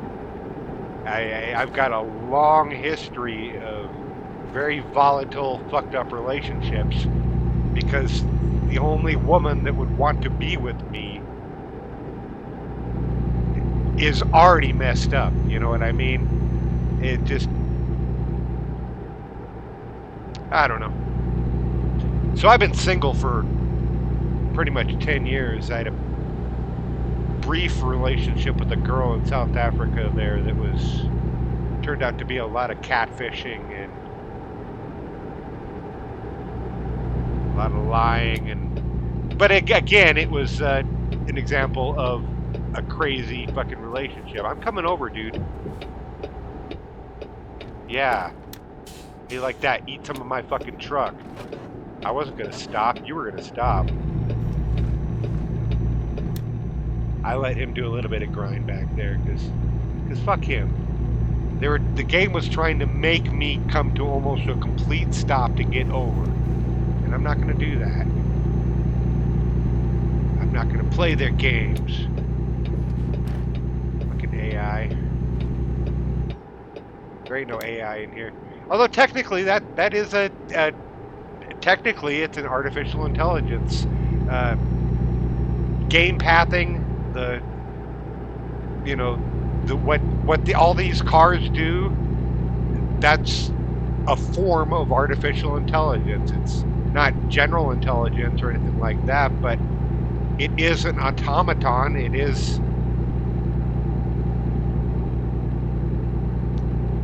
programmed to set of behaviors and what to do and all that. It's an artificial intelligence.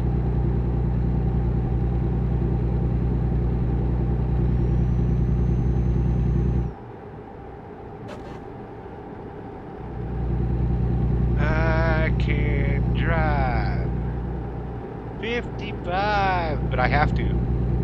I am forced by the law, man. Okay, gonna be some bridges here, but I'm not gonna do the obligatory camera shot because I can. Ooh, going over the bridge, look at that. Wow, it's a bridge. I don't like doing it. I like being in control. I think I want this lane.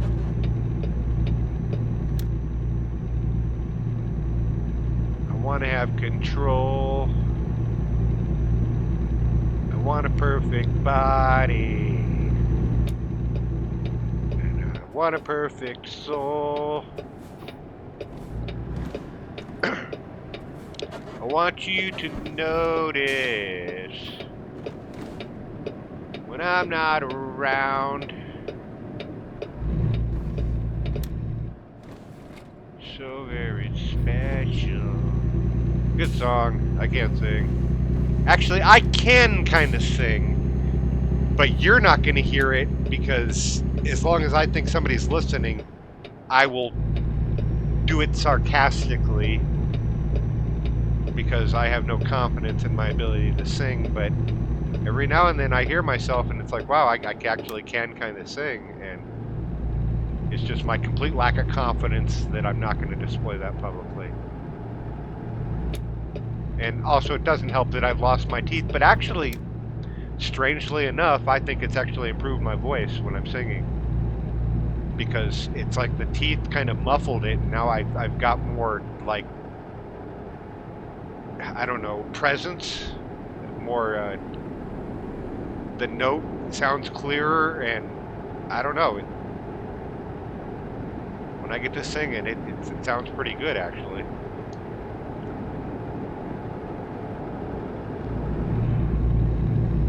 But you'll never hear it. I'm not a singer. I'm a guitar player. I play guitar. And fuck it, if anybody's been listening this long, you deserve it. I'm gonna let you in on a little secret that nobody else is gonna know about. I'm making a game. I've been making a game. That's where I'm spending all my time, and I'm actually gonna make a game and release it. I'm calling it Ape Like Rockstar, and it's a simulation game. You start off as a 16-year-old kid that's given an instrument by your parents, and you get to pick what instrument you want to play, whether it's drums, bass, guitar, or vocals, and it simulates the whole experience on a day-to-day basis of training and getting better at your job or getting better at your instrument, buying new instruments. I've got a little guitar shop in there where you go in there and buy drums and shit like that, training up the skills, and then eventually you meet other kids from your classroom, and together you can choose to form a band or you can go out solo. Then you get the band together and you start playing local clubs and stuff, and that makes a name for yourself to where you attract the attention of managers. So now you've unlocked managers, and you can hire a manager to track you. And the whole time you're playing cover songs and getting better. Eventually you learn how to start writing your own songs, and you know, it progresses all the way up, you know, through bars and nightclubs to full on clubs and shit like that, and into arenas all the way up to stadiums. You know that you develop your popularity, your band gets better, you put out better albums. I'm trying to put payola in there, you know, to where you got to get radio play to, you know, increase your shit and stuff. And I'm trying to do all that. It's a very complicated process, but that's what I've been working on. I'm making a game. I'm doing it in Game Maker 2 Studios because I don't need 3D graphics for what I'm doing here. It's mostly a text sim. Um,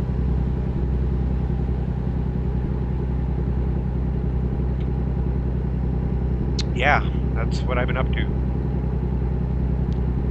Making a game.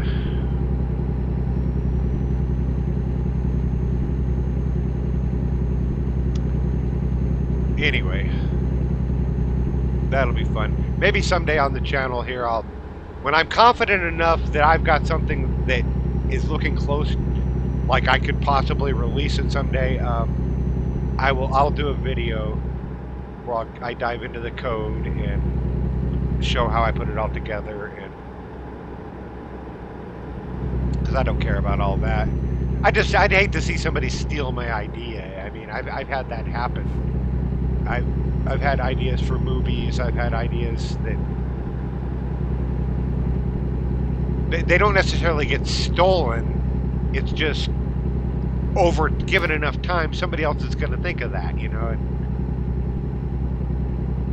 this is definitely the case. Somebody's going to think of this eventually. I think I want this.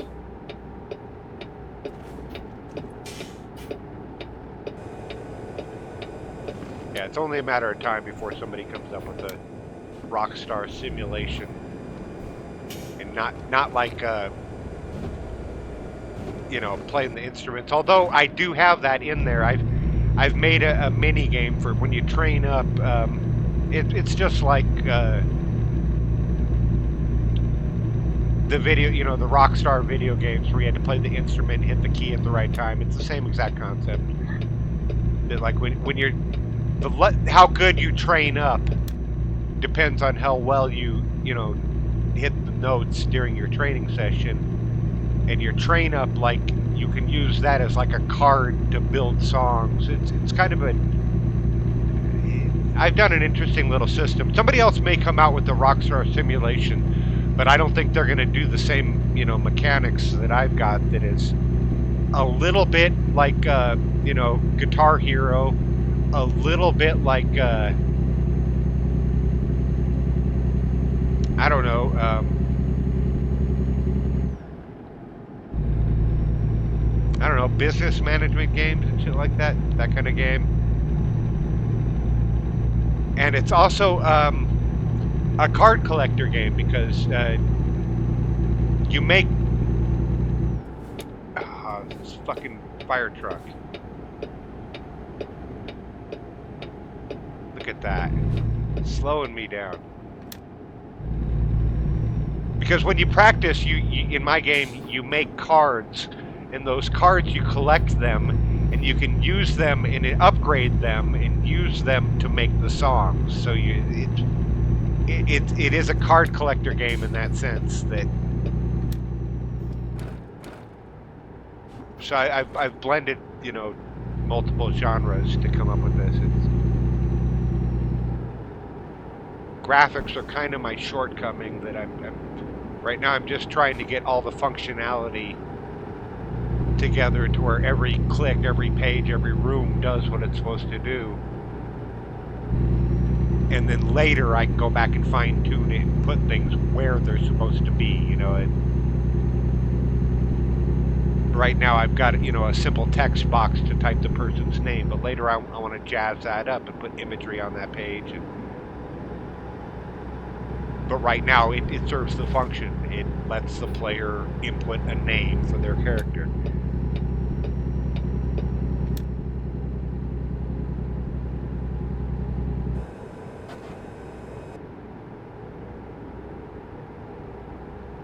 I remember going through here before. I've been through here.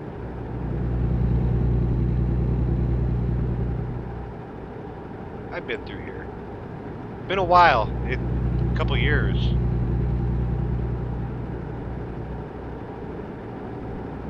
I know it doesn't show it on the map. I should have kept my old saves. There was no reason to keep restarting. I don't know why I did this time. It's been a couple weeks since I've done it, but I restarted it when I bought the expansion packs. I've done all that driving in a couple weeks. I've been using this as my getaway break from coding, you know, that I code all day, and then when I need to wind down, I jam out some of this. And I think this is the ocean right there. I might be wrong. Puget Sound? It's part of the Puget Sound. This thing comes down right there. I'm right alongside it. I think that's it right there. And Seattle's across the bay there. Over there. Across the sound. Puget Sound is what they call it. P-U-G-E-T.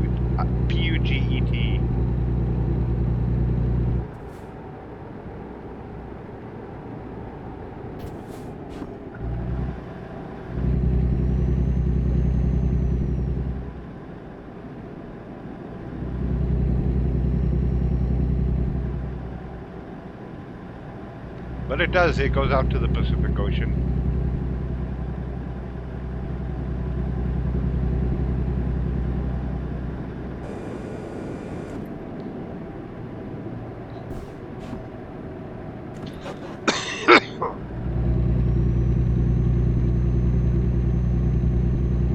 Kind of cool through here.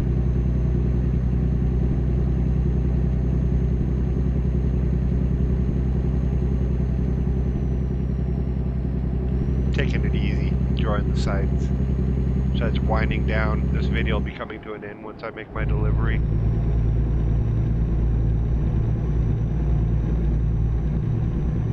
It's nice to be recording again. I was waiting until I got my teeth and got used to it, but I'm pretty much resigned to the fact that I'm not going to have teeth. That's just what it's going to be. I don't necessarily need them. I'm not a Neanderthal. I don't have to scrape bone, you know.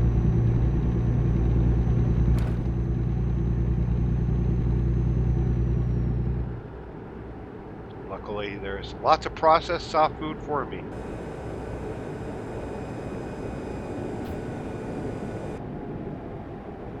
And I can still communicate. I mean, I might sound a little weird, but I don't think that, you know, if this is your first time hearing me, you'll just think, well, that's just how he talks.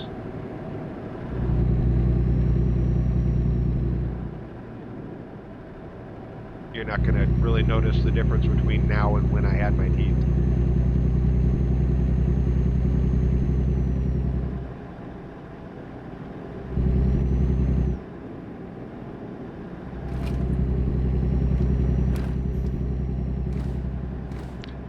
Miles. A lot can happen in 19 miles. Do you know how much damage we can do to each other in 19 miles? It's a revolting thought.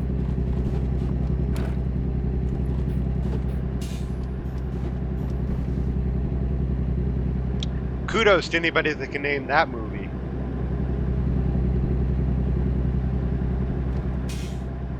I think she said 15 minutes. It's going to be 15 minutes, and the guy goes, do you know how much damage we can do to each other in 15 minutes? And she says, it's a revolting thought. If you can name that movie, I will give you $1 million. No, I don't have $1 million. I don't want anybody to think I have $1 million. In fact, I'm just going to name the movie so that we can just eliminate all that shit right away. The movie was called Some Kind of Wonderful. It was Mary Stuart Masterson saying it to one of the supporting characters who I don't know the actor's name. But great movie. My all-time favorite romances. Some Kind of Wonderful. Great movie. John Hughes wrote it, and if you know John Hughes, you know that everything he does is gold.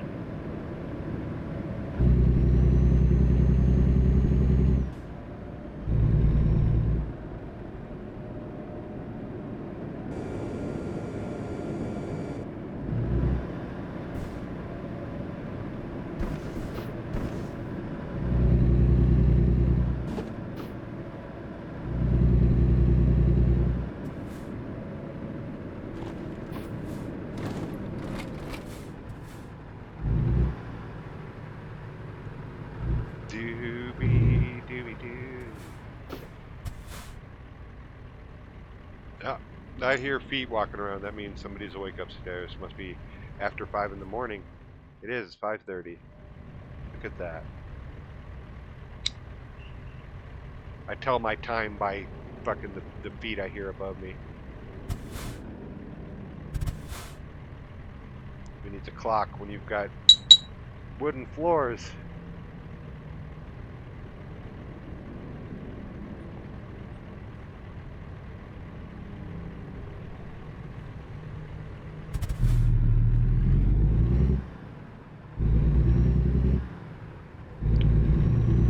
Ooh, you make that turn, you make that turn. Ooh, you make that turn. The best of you do.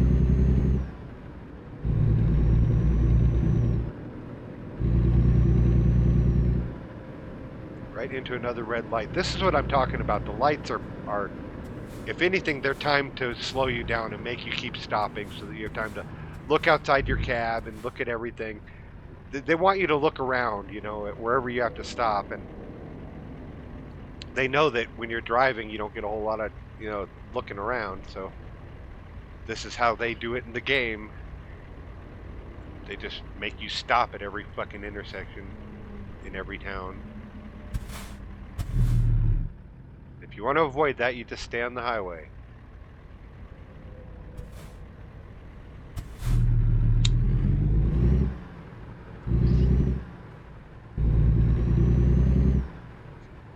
But unless I buy a bunch of trucks and they start making money for me,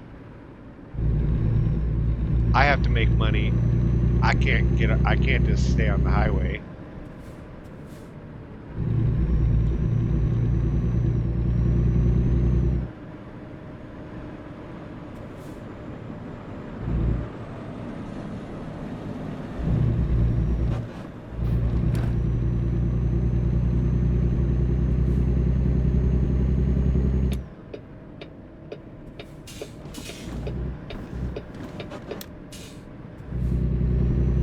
Yeehaw! Gotta make this turn here without breaking everything. I'm gonna make it on red. What the hell? Obviously, there's nobody on that inside lane. So that was it, man. Coast to coast. I went from, well, the Gulf of Mexico, not Gulf of America, all the way up to the start of the Bering Strait. That's an exaggeration. I don't think the Bering Strait comes down to Seattle.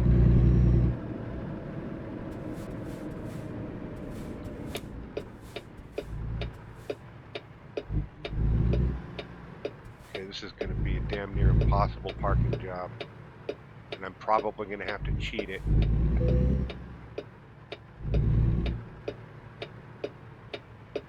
Yep, I'm not even going to get this back in. In fact, I'm just going to enter this. I don't normally do this, but I'm never going to make this in here. Look at how much room I have. How am I supposed to do this? I don't fucking know. So I'm just going to do this. Yep, that's what I'm going to do.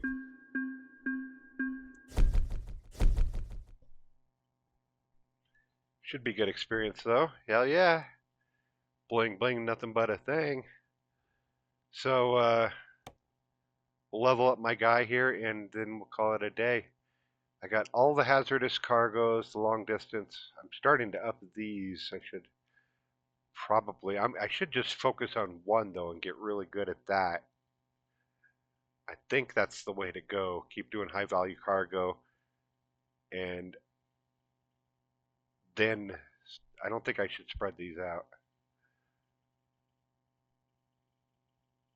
Yeah, I'm going to specialize. Anyway, that's going to do it for this video. It's been a long video. I don't know how long because my OBS doesn't keep track of that for some reason down there. It says that I've been recording for 13 minutes, and you and I both know that isn't the case. I've ranted longer than that in this. Um, anyway, that's pretty much all that's going to happen in this one, and maybe there'll be another one coming up soon. Who knows? Uh, try not to let the world make you crazy, man. Like it is me. Use me as an example. Peace out.